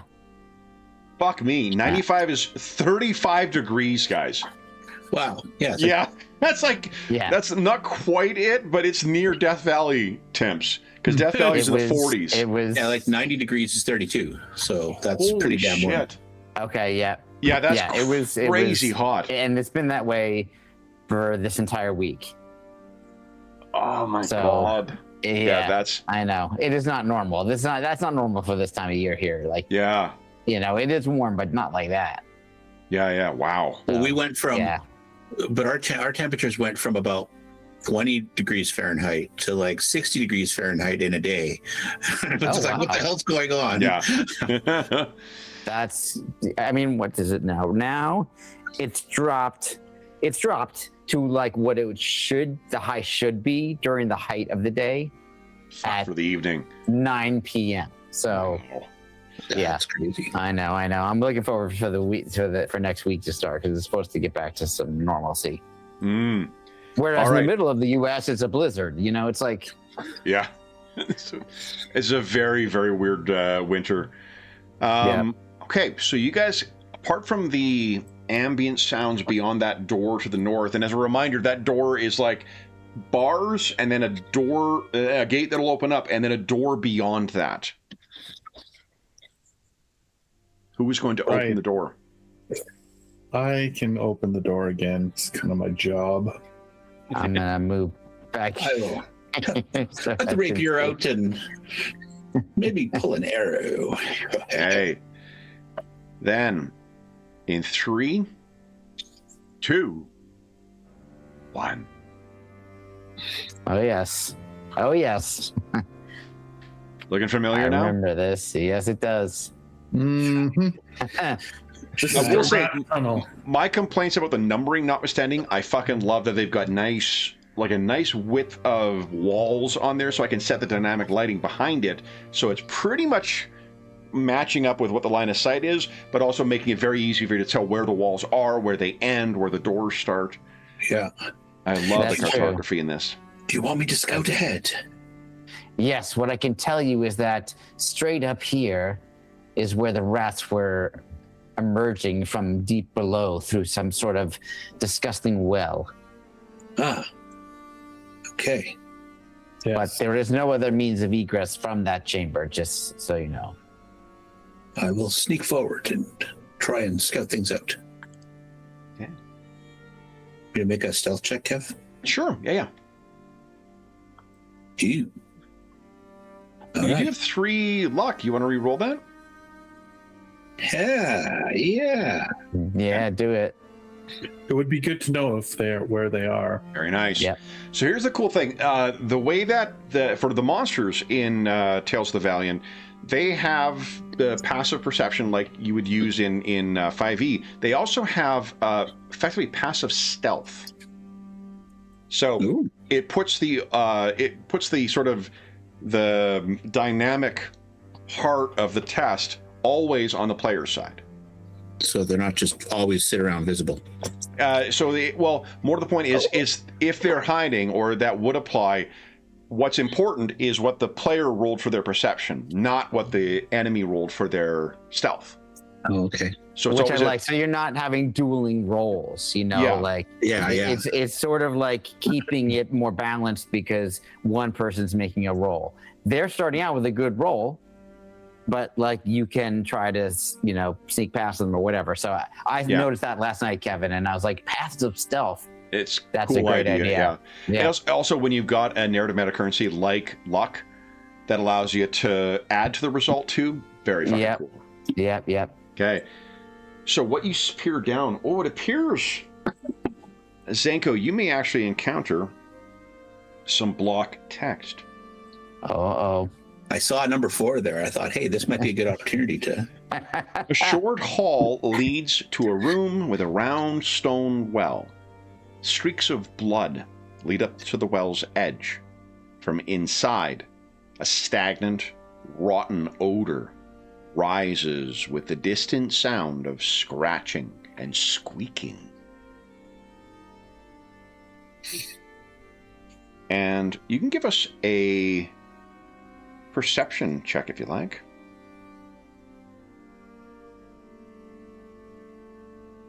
Not great. Okay. So, this is what they warned you of where the rats came out. And you can actually also likely see scorch marks on the walls because you do have dark vision. Yeah. Oh, you know what? You have disadvantage because you don't have a light source right now. Huh? Right? Because you've got, you can see in darkness. So you're able to see around here, but Avrik is the one who's got the light source. Oh, right. Yeah. Yeah. So, I mean, 7 is what you would get with disadvantage anyway, so. I have disadvantage in sunlight. No, because you're... Oh, wait, hold on. What does your covert ability allow you to do? It takes away the disadvantage on attack rolls and perception checks. Oh, in dim light, yeah. So, yeah, you got, like, the same kind of, like, dark vision that Will's character has in our 5e game, or 5.5 game. Where you can see, yeah. So you would be able to see, yes. There's scorch marks on there, clearly where the oil that Marique put down there and that Avrik. Well, it's unseen servant, yeah. Yeah. He sneaks back and goes, "There's still rats in the hole. Further away." Are they coming up from the hole? No. Okay. Dave, hold on. Before you move up one more. Yeah, I was going to stop here in case would you kindly give us maybe a D6 roll, please? Didn't expect to be rolling weather in the dungeon, eh? That would be awesome. Okay. So as you approach there, you can hear no sound. None of the talking in that ancient language that Avrik mentioned. Okay. Is this a door here? That is a door up ahead, yes. Okay. An iron-shod door, and it looks like there's a corridor going to the north there as well. Yeah, there's a corridor going that direction. Yeah. There's no peeking around the corner, but I'll step into the square. So if you do want to peek around the corner, just hold down Alt. It'll allow you to move off the grid. Sorry? Move what? If you hold down Alt, it allows you to position yourself off of the grid. Oh yeah, I was just going to say, like, I step into the corner, into the thing to look around the corner. But... Yeah. So yeah, we can see there's another door up ahead. Okay, couple doors. Yeah, so you have a choice of 2 different doors. We did not head that way last time, right, Lothar? Right? Didn't we go like up this way? We went left. Yeah, and then would you give us Dave, one more D6 roll, please? Okay.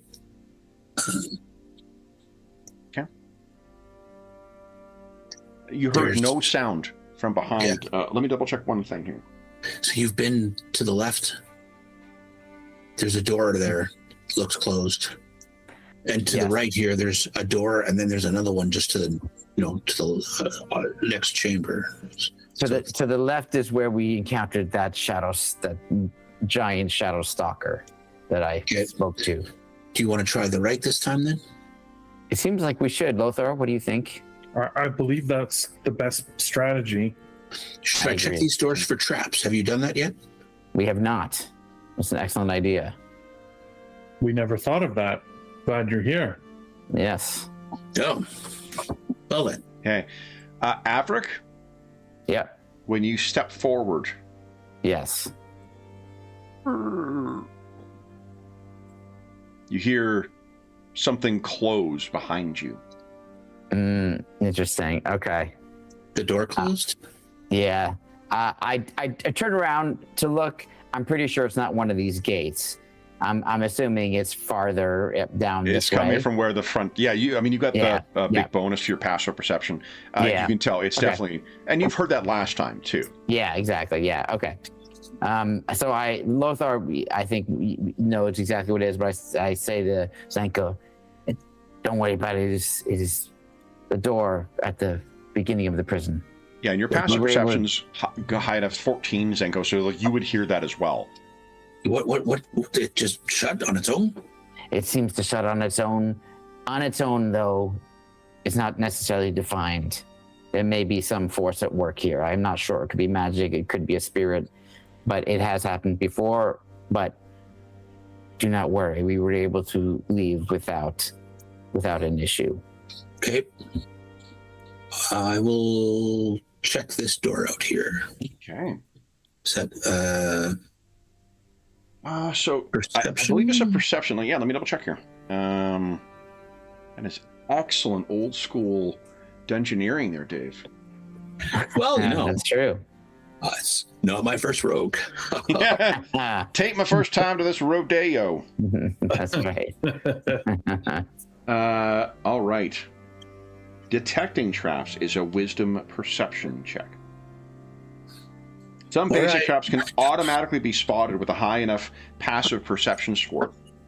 And I think, Avrik, you've got that fucking cool ability to get a bonus against magical traps, too. Correct. Yeah. Yes, it's part of my... Yeah. Do you need to be in the hallway and inside of the door, or...? It's only really for when he's going to be affected by it. Okay. Yes. And it's when you employ the dormant technique of detecting traps. Okay. Correct. Yeah. Dorman's setting it off, and... So which door were you checking first there, Zenko? This one here. That one there. As far as you can tell, there are no traps on it, mundane or otherwise. There's no like markings of spirit. Is it locked? Markings. It definitely is. See here, it is locked. So it would require a DC 15 Thieves Tools check to pick. Thieves Tools. You could break it down. And One moment, folks. Puts his sword away and then fishes up tools. Nice. Awesome. Okay. I have a backup set if you need I'm some. assuming I have some. I don't have any inventory. I don't think on the character sheet I've got your full list of things. I believe you've got you got Thieves Tools in there. You have a burglar's pack, which includes a backpack, a ball of 1,000 ball bearings, 10 feet of string, a bell, 5 candles, crowbar, hammer, 10 pitons, a hooded lantern, 2 flasks of oil, 5 days of rations, tinderbox and water skin, as well as 50 feet of rope strapped to the side, 2 daggers, a deck of cards, and thieves' tools, a token from your former life, and traveler's clothes. Cool. Also 15 GP. That token is a tooth, and we'll talk about it later. Love it. Okay, love it. Awesome. Okay. A long, pointy tooth. Zenko. So thieves' tools decks. Yes, please. Boom. Nice. Okay, beautiful. Easily unlocks. And it's that same one that you were checking for traps? Yep. Okay. And as far as you can tell, you cannot hear anything on the far side either. He steps back and goes, Lothar, do you want to continue to do the honors? Happy to. It should be untrapped and unlocked at your disposal. And I'll draw my sword. You got it. And I'm going to move up here. All right. Then in 3. Oh, we are in lightning bolt formation. Yep, that's what I wanted to make sure. 3, 2, 1. Mm-hmm. Ruined fabric on the floor might have once been a nice rug. A table and chairs are shoved against the south wall, the wood aged and cracking, with a stained book face down on the surface. On the east wall, an iron-reinforced door groans under its weight, hanging from its hinges. Hey, Avrik, there's a book on the table. I'm already pushing through you guys. Excuse me. Yeah. What you might want to know. Bibliophile file coming through. Get the fuck out of the way. Yeah, exactly. Okay, so now, as an archaeologist, you're going to know this. This thing's quite damaged. It's going to take some careful handling in order to turn this thing over. Okay. Would you So it's a DC 11 dexterity save or a relevant tool, if you think there's a tool you could use. Oh, interesting. I mean, I have thieves' tools, but I don't. I'd buy that. Like, there's a lot of like careful manipulation stuff with that. That's true. That's true. All right, let's do that. Yeah, because you're proficient with thieves' tools, aren't you? Correct. Yeah, so allow you to add your proficiency bonus. So and Dex probably makes sense. I buy that. So we're going to use the rules from Scott at Citadel for assisting. Fucking great roll. Never mind, you don't need assistance. All right, awesome. Okay, do you want to help with? Never mind.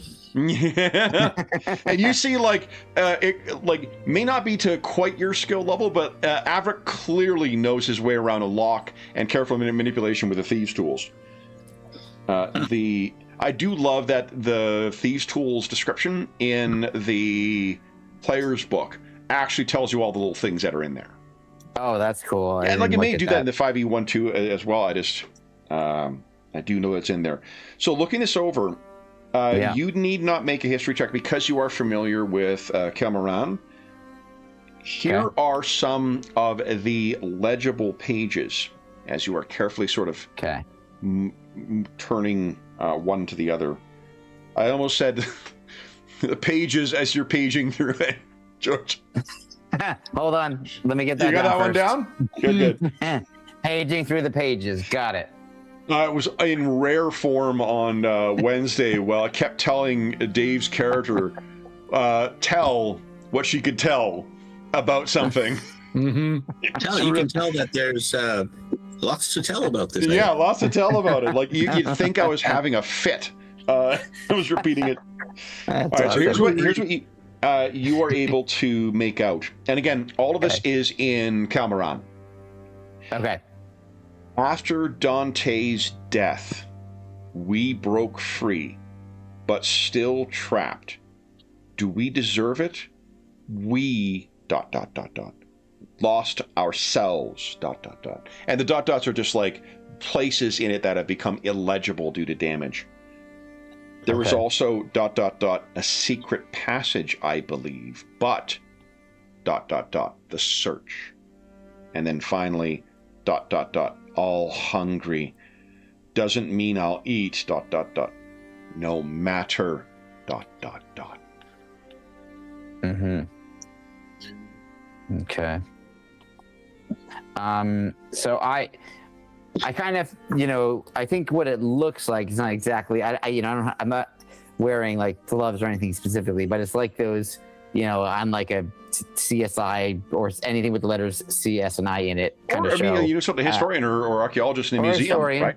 Yeah, true, exactly. Yeah. Where I'm kind of like, slowly like using, say the sharper parts of some of the thieves' tools to like make sure I can get two pages apart very delicately, etc. Unfortunately, I think I'm messing up a couple of them here and there. That's why there's some spaces that I can't read or make out on top of the other ones that are smudged or just worn or damaged in some way.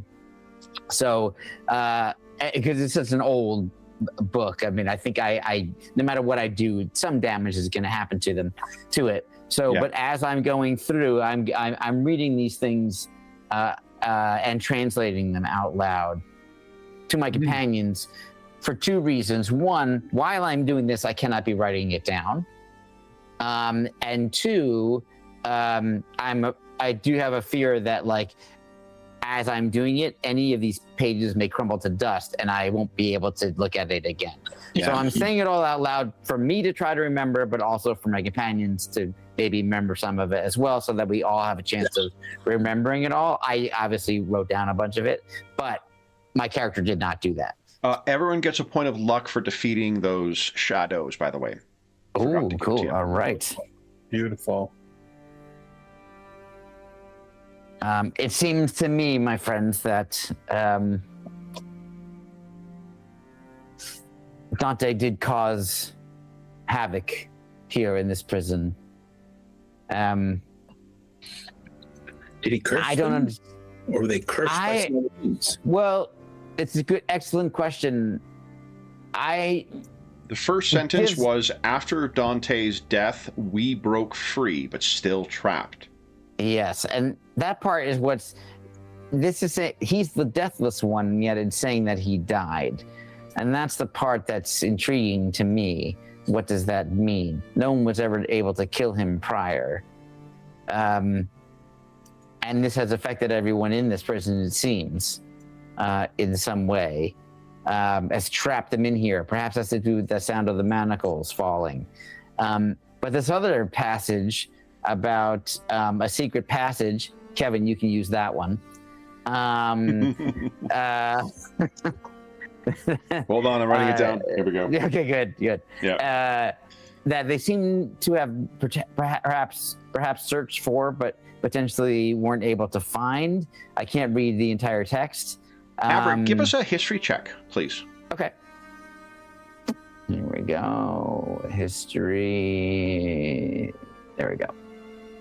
So, now that you're in here, and you're seeing some of this stuff in here, you've got evidence that he certainly was checked in and evidence that he seemingly died. Yeah. He was so notorious, revolutionary or rebel, that his name survives past the death of the kingdom. His legend preserves past that. What do you think that legend would have been like at the time he was brought here? And while wider Kelmaroth seems to have no idea what happened to Dante Faria, what do you think would have happened in the prison if word of such a legendary figure was in here, may have done among the prisoners here in this secret prison? I think there's a chance that they might have seen him as their way out of the prison. Potentially because of the power that he seemed to possess. Because this prison, I don't remember if I checked this out last time. Do I remember? I think I recalled last time that the prisoners here were actual prisoners who committed heinous acts, not rebels. I think what you know is it is a secret prison. And okay, that's it. Okay. What do totalitarian, tyrannical, demon, devil-aligned states, who do they send to their secret prisons? Yeah. Let's see. So then I would revise that to say that he probably was treated like the champion that he was by those who were already jailed within this prison. And right they there, would Dave? have... Yeah, we're good. Sorry. they, I just about took my thumb off with a set of pliers. Sorry. Oh, jeez. And they would therefore have rallied to his side and probably followed him in whatever strategy he may have had to escape this prison. For I do not believe that he would have sat still and allowed himself to be imprisoned by these devils and devil worshippers. So it seems to me that they probably made some kind of effort to escape, and all hell broke loose, no pun intended, and a fierce battle may have ensued, which ultimately led to the ensorcelment of the entry, so that those who were killed during perhaps a massacre, perhaps just a battle, would not be able to ever escape and seek their revenge and undeath on the devils themselves of Kelmaroth. Could whatever has cursed them have been in place prior without their knowledge, perhaps? It may have been less a curse and more of a Safeguard of some kind? Yeah, some a way that it wasn't inflicted upon them, but they willingly entered into, or the curse was the Kalmaroth devils would have cursed them all. The fact that he was killed is just troubling to me. I always believed he was deathless and remained so, and I might find him here, but it seems that in a living form, it seems like that is no longer the case based on this. So, but he's died in other places and other situations. And those are the stories. Mm. I always took those stories to mean that he barely escaped death, like a cat with 9 lives. What if he faked his death, or he almost died and escaped, or something like that here as well? What if he's died and come back before? What if he actually died and actually came back? What if he's made some kind of pact with someone, or has some magical means of outliving mortal death? That's entirely possible. He could have been killed and returned, or perhaps killed in even a ritual of some kind, but returned with this power that he gained through a pact that he made to fight these devils, which he then was able to spread to the rest of the inmates. But unfortunately, the cost of that was their lives. But they didn't want to spend their lives in this prison either way. And I think they probably all wanted their revenge because they were all fighting for freedom in the first place. So to take out the devils, if they could, and to perhaps even destroy the prison, would benefit their people. Well, if I was looking to build myself up into a folk hero, spreading stories of my demise, my false demise, would also be a great way of making it seem like I've got not unlimited power, but more power than perhaps I have. Yeah, this is true. I mean, you might not be far off on your theory. No, but that's an excellent thought. Obviously the information I have was gained through knowledge passed down through oral tradition, as well as ancient books that have been found or records that have been kept. So all of these things are more deductions than definitive truths. And anyone could have altered the underlying truth of these things for not necessarily a bad reason, like you were saying. It's still, there's something about this that bothers me, though. I've not quite put my finger on. Seems like there are more than one potential possibility of what transpired here. But perhaps if we continue deeper, we shall find our answers. I was just thinking the same thing. Perhaps we push on, we'll learn more. Yes, and I would say if you do happen to spot an area that looks like perhaps it's a good place to search for a secret door, we should take our time to do that. Yes, for sure. What are we looking for, though? Well, in this text here, it mentions the existence of, or the belief in the existence of some sort of secret passageway. My guess is from the text, even though it doesn't spell it out, that perhaps they searched but did not find it. So one very interesting consequence of your talent, Avrik, your passive investigation. That's true. That would be pretty 21. Yeah, because it's 21. It's 21. That's right. Because you're +6 with it anyway, right? Yeah, exactly. So, yeah. Is anyone? Did we just lose Kev? Yeah. No, I'm here. Oh, there you are. Oh, you blinked out for a second. Okay. You disappeared and switched spots with George on my screen. Yes. Yep. Same. Oh. What's Now he who doing? is What's who? going on? I'm like, so you guys have been through here a little bit. Have you made any maps or mental notes of where things are, other than the few rooms you've been to? We didn't traverse, I think, far enough for us to really create any maps of note. We have only gone to the west of here and entered a larger room where we met that creature. Okay. There seemed to be a way to proceed north from there if we wanted to, if I remember correctly. But then we returned to the entryway. But there is this passageway to the north here. And there's also this door here, is it not? Yeah, exactly. It's barely hanging on its hinge. It's going to fucking squeal when you move it. So the one to the west was like a series of prison cells. Okay.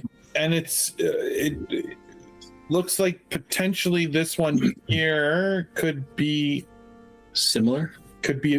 we could open it and look, but there's a high chance it's another row of prison cells, which could be full of spirits. Maybe we should check this squeaky door first. And that's a good point, Lothar. I should mention to you, Zenko, that I wound up engaging with one of these spirits, and it did not go well. So we may want to avoid that. There were slots to open to look inside. There you go. I have a flashback for a second there. And Jump it was scare. from opening. Exactly. Can you just like let them close your eyes and keep your eyes closed and they'll go away? Or I'm not sure if that would actually work, but I would suggest just don't open the slots.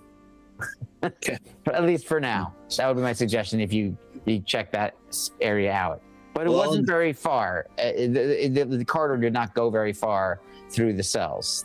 I want to say there were 6 or 8 cells total, something in that. I can investigate this door, but I imagine it's going to require someone strong and dwarf-like to move open.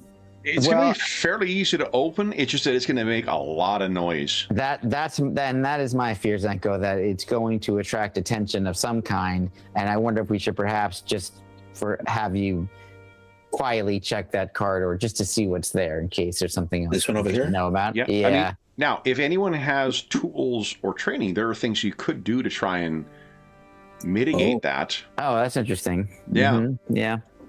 Gaming set's not going to help. Anybody else got something? The cards. Yeah, it would be great if we had some kind of oil or I'm looking at my Zdenko's got 2 flasks of oil. perhaps we could put some oil on some of those hinges. At least Could help, maybe. yeah. As Might part, help. 2 flasks of oil for my hooded lantern. Yeah. If you want to make use of some of that, you can try and. I love how Kevin phrased that. That's I will. No, that's right. I mean, so here I'll tell you what it's going to be is it'll be a stealth check to try and move it without making noise. It would be disadvantage if it hasn't been, you haven't used something to try and mitigate against that. If you're going to use flask of oil, and let's do this. yeah. We'll Sleight of hand to try and get it in the right spots. yeah. Why don't you do that? Let's make so this will just be a DC of I think 10. Incredible. Awesome, Dave. Okay, so you can go ahead and give us a stealth check if you'd like to pull that door open. Incredible as well. Wowzers. Wow, Dave. Friday nights are nights to roll, because... That's right. Hey, here we go. In 3, 2... Well, let me step back so you can open the door, Lothar. No, I was kidding. So you carefully push that open, and you can see a narrow corridor. Interesting. Yeah. There's another corridor with another door. As soon as you step there, Zenko, Mm-hmm. I'll just little you listen can hear down the hall. muttering, and the voice seems to alternate between a language you don't understand and very unusually accented common. I'm going to step back and just kind of go, heard something around the hallway kind of thing. And Avrik, as soon as you get the attention, because of your crazy, passive perception, you can hear it as well. And I'll even move right to there if I. What it is saying in both Calmaran and Common. Help us. Help me. Please. Help me. Help me, please. You can hear at least two different voices coming from two different places. Okay. Jeff's got a tasty beverage right there. Yeah. I'm like, drinking, but it's a nice little glass. Yeah, it's good. Jeff, I didn't even talk while I was muted. So one of them is definitely coming from right there. There is another of those heavy iron shod doors right there. The other is coming from further up. Okay. I turn to the others. Zenko, Lothar, what it seems to be saying is it's in need of some sort of help. It seems to be begging for help. In fact, there are two different voices. One, and I point to the directions. I trust not. Lothar, step up. I will say that it is very possible that despite their tone of voice, doesn't mean they are friendly to us. It's a film of where the guy says, "Oh, this and this." It's fucking Raiders. I'm thinking of asps. Very dangerous. Yeah. You go first. Yes, you go first. Yeah, great line. Great line. So good. Yeah. Okay, It looks like more prison cells. It does. Though even now that you're this close, Lothar, you can hear them as well. And it's in, like I said, part of what's being said you can't understand. Part of it is in very heavily accented Common. There's at least two of these doors where it sounds like someone is calling for help. In fact, pleading for help.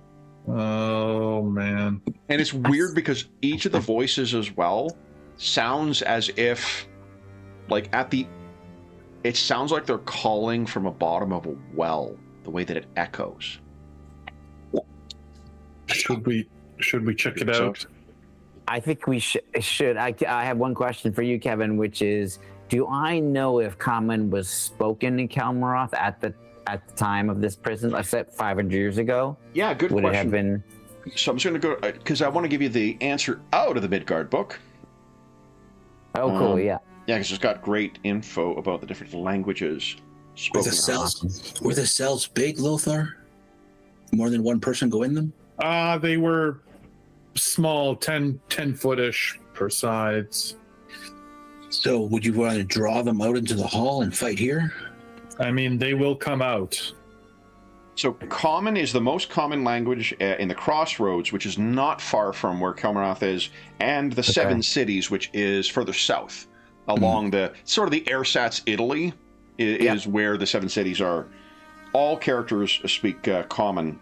And then Kalmaran is a very rare language, a human dialect of Infernal, still spoken by the Master of Demon Mountain and a few wizards. Grants +1 charisma persuasion with devils, demons, and other fiends once per day. Oh, interesting. Hey, let's switch spots. You come over here, and I'll go over there.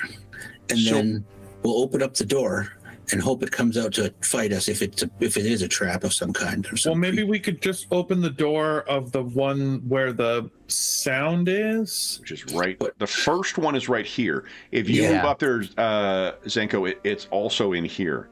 And different voices as well. But I don't want to open up this door and then have one on either side of me. No, but I'm suggesting we could only maybe just open the door of the one that is asking for help. That's what I'm saying. We do that here, but I don't know if that other door is open and it's the other one's going to come running out.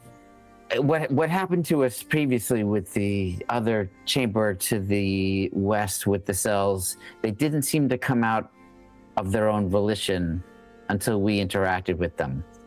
So it's not definite, but it is possible that if we just examine this one door, the one up here may not emerge.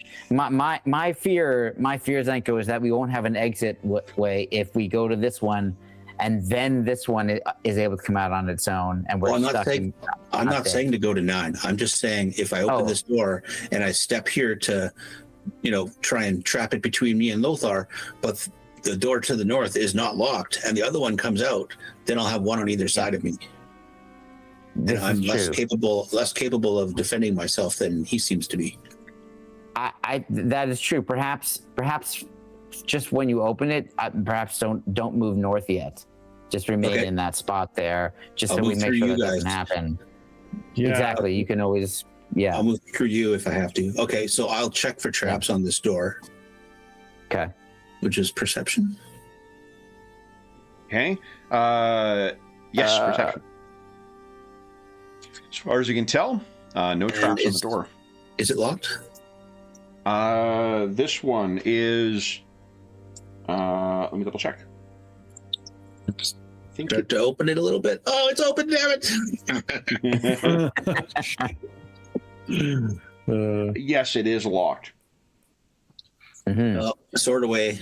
And the thing here, there's no slat on these doors. For Avrik and Lothar, on these doors, there isn't a slat to inspect the way there was on those other cells. Oh, these are more higher security? Something. Or they weren't being fed or checked on. From the other side, now that you're right outside too, you can hear from from within, and again, it sounds like at the bottom of the fucking well, from the way it's echoing too. Everyone's camera just reset. Oh, did I startle you? I have all of you. Yeah. No, it's moved. It's the same reset that we've, Yeah. On Wednesdays, this would have happened about 6 times. But what you can hear is it actually, and in particular, Avrik, you can make out every word of this. And let's assume just for now that you're sort of like translating in real time what they're not understanding, because that sounds creepiest. So you can hear for Zdenko and Lothar, this, whatever the voice is on the other side, it is shifting back and forth between calm and what it's saying is, I can hear you out there. Please help me. Please. It really wants help, doesn't it? It seems so. Sleight of hand? Thieves tools? Thieves tools, yes, please. DC 15, I think. Oh. Not difficult. But no problem. You can try again if you like. Oh, wait, no, I don't think you can, actually. No, I think you can until you achieve a level, or is that a 3rd edition rule? That may be a 3rd edition thing, until circumstances change for these, or you can try and break down the door. Do you want me to try the one to the north before we start smashing things?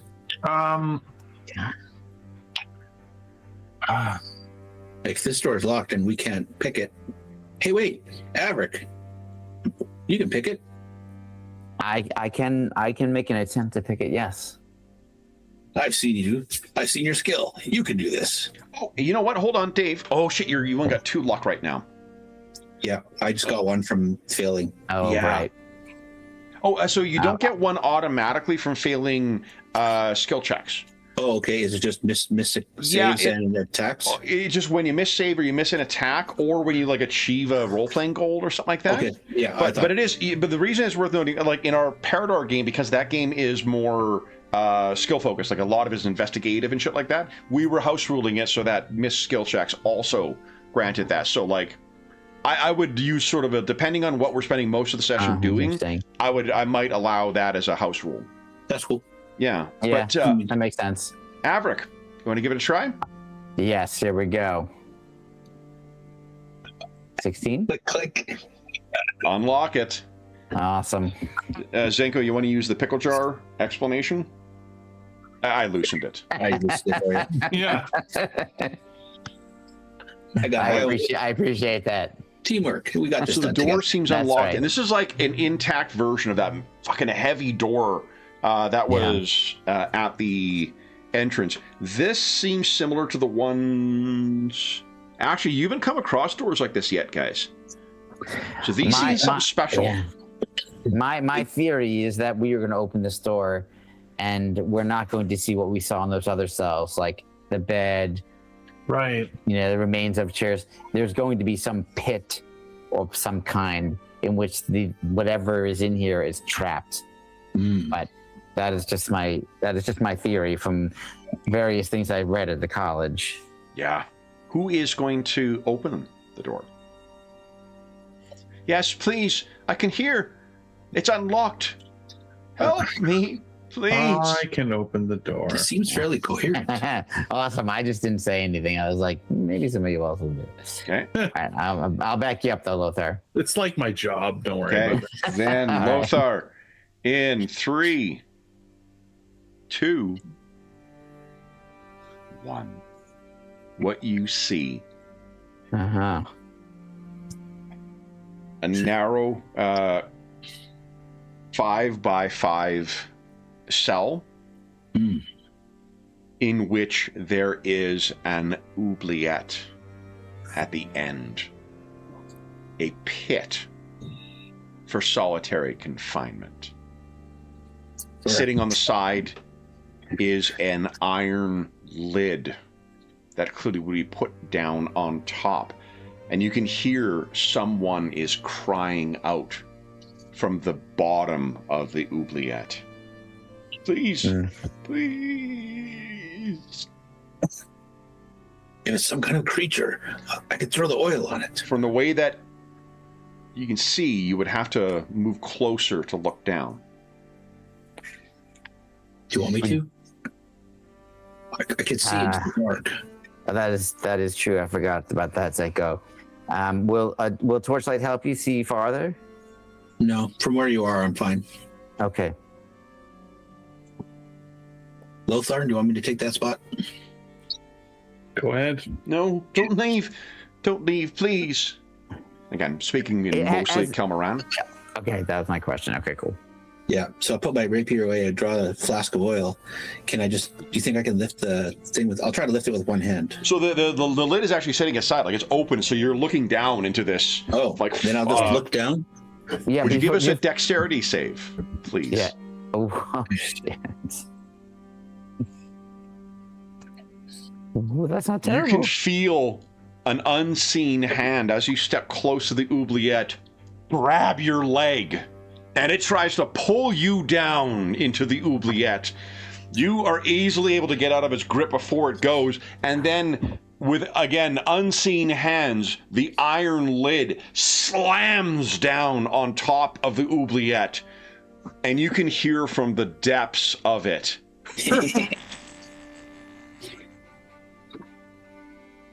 Hey, pass me the torch. I hand it over to you. I'm going to douse the oubliette with oil and then... Like the lid of it? The iron lid is on top of it now, and that laughter continues. You think about trying to open it, Dave, and pour the oil down? Pour the oil down, and the last little bit of oil gets aflame? If you want to try it, I'm not against it. I'm not against it. It may be that we free these prisoners. Is that what we're trying to do, or are we just trying to get through here? That's an excellent question. It's a combination of both, I believe.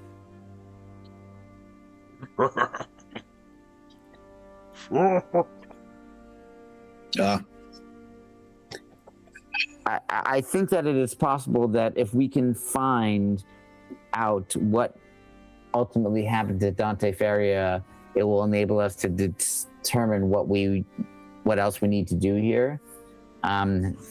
However, along the way, we have other entities to deal with. So, Avrik, as a reminder, you can, one of the neat things with the wizard in Tales of the Valiant, you can detect magic as an ability, right? Yeah, in fact, I think it's with my Reclaimer subclass, it even makes it better than usual. So I have it's called Magic Sense. It takes one action. I can open my awareness. This is cool. I can open my awareness to detect magical forces until the end of your next turn, you know the location of creatures with spellcasting ability, ongoing spell effects, or magic items within 30 feet of you. If the magical effect is the result of an ongoing spell, you learn which school of magic the spell belongs to. And just in case this matters, it can penetrate most barriers, but it's blocked by a foot of stone, an inch of common metal, thin sheet of oil, kind of the usual for 1 through 3 stuff. But I can only use this 3 times per long rest, but I think this is a good time to use it. Okay. I'll mark that off. So I'll kind of reach out with my senses to see what I can feel. Reminder too, as an elf marked, you have advantage on perception checks that use sight or hearing. That's true too. Wow. Should I make a just make a perception roll then with advantage? Yeah, because there's definitely some information you're going to gain from opening that, and then. Oh yeah, your magic sense lasts up to a minute when you use it instead of your next turn. Yeah, that's pretty cool. Next turn. I'm going to use my 3 luck. Sure. Yeah. To re-roll that turn. Oh, Heck yeah. So here we go. Come on. 13. Better.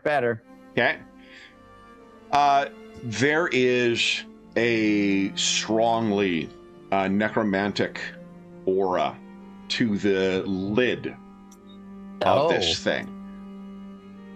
You would guess if there is a haunting of some kind here, it is anchored to the lid. You've not seen anything manifest like the spirit that you saw on the far side of the dungeon in the other, like the west wing. You've not seen the shadows cry out. This seems to be another manifestation of unquiet spirits, but in this case, localized on that lid. I'm going to turn to my companions. Like I have my eyes sort of closed as I'm like sensing, and then I turn back to them and say, the source of this evil magic is this lid itself, it seems. I do not believe that there's necessarily anything actually deep inside. The magic is imbued within this lid itself. I think we should perhaps just close this door and leave it be. Yes. And it's just attempting to trap us in there. Yeah, precisely. Yeah, and your leg feels cold, Zenko. Oh, interesting. No penalty or anything, but like you could feel that's absolutely what it was trying to do. Yeah. Well, then let's leave this. He hands the torch back and pulls the door shut, puts his oil away. Okay. Do we want to try and lock it? Lock it again? Oh, I don't think it matters, but we could. I prefer not to have creature like that sneaking along behind us. I don't think there is a creature. That is my sense. I think it is just magic. That is stationary. Okay. A haunted oubliette. Exactly. Okay. And my fear is, and my actual fear is, I'm going to roll a 1 on my thieves' tools check. I'm going to break my thieves' tools. So. Haunted oubliette was my cure cover band in high school. That does sound about right. That's awesome. Great name too. Yeah. It is.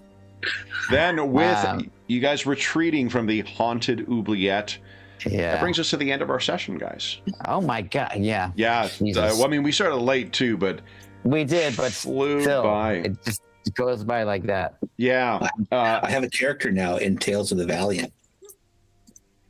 Yes, you have a great character, actually, Dave. It's really interesting. Yeah, it's really. This is your first time playing Tales of the Valiant, Dave. What were your 2 cents on it? It was pretty awesome, actually. Pretty fun. And playing a vampire rogue, like, come on.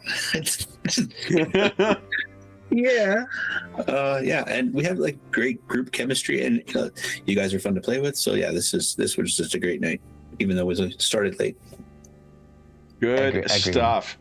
All right. So then, for those listening at home, thank you so much for joining us for part 2 of oh geez, what is it? Dante's Downfall. As is always the case, if you have any comments, questions, or concerns regarding the session, the campaign, again, the adventure we're playing, adventure we're playing is out of Dungeons Deep. For some reason, my cover is backwards, but I don't know why that might be the case. There is also a link down below if you want to learn more about Tales of the Valiant. There's a link down below to the Kobold Press page that has information about that. They have some, I can't remember if they got a free quick start or quick or whatever. I think there is one on their site, but if you want to learn more about it, they've got plenty of information about that and the setting of Midgard as well. I know they have samplers for the Northlands, their most recently kickstarted kind of mini setting, and the Labyrinth, their setting they published before that. And they still have open as well. The Night Hunters is their most recent Kickstarter for this. That also has some kind of like not quick start, but like a preview of it.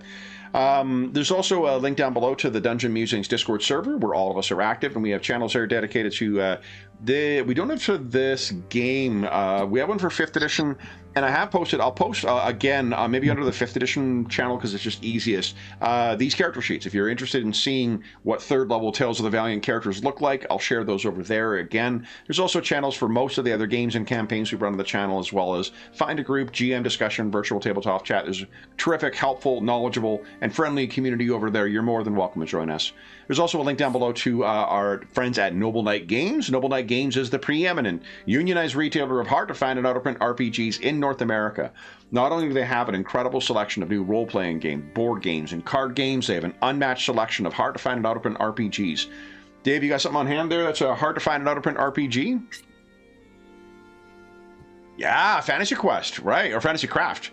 If they do not have something in stock that you're looking for, you can put it on a want list, and they'll send you an email when it comes in. And if you make a purchase of $10 or more through their website, be sure to enter the code SPRING26DM. It's listed in the description down below. That is the current discount code. That'll save you 10% on any purchase of $10 or more through their website.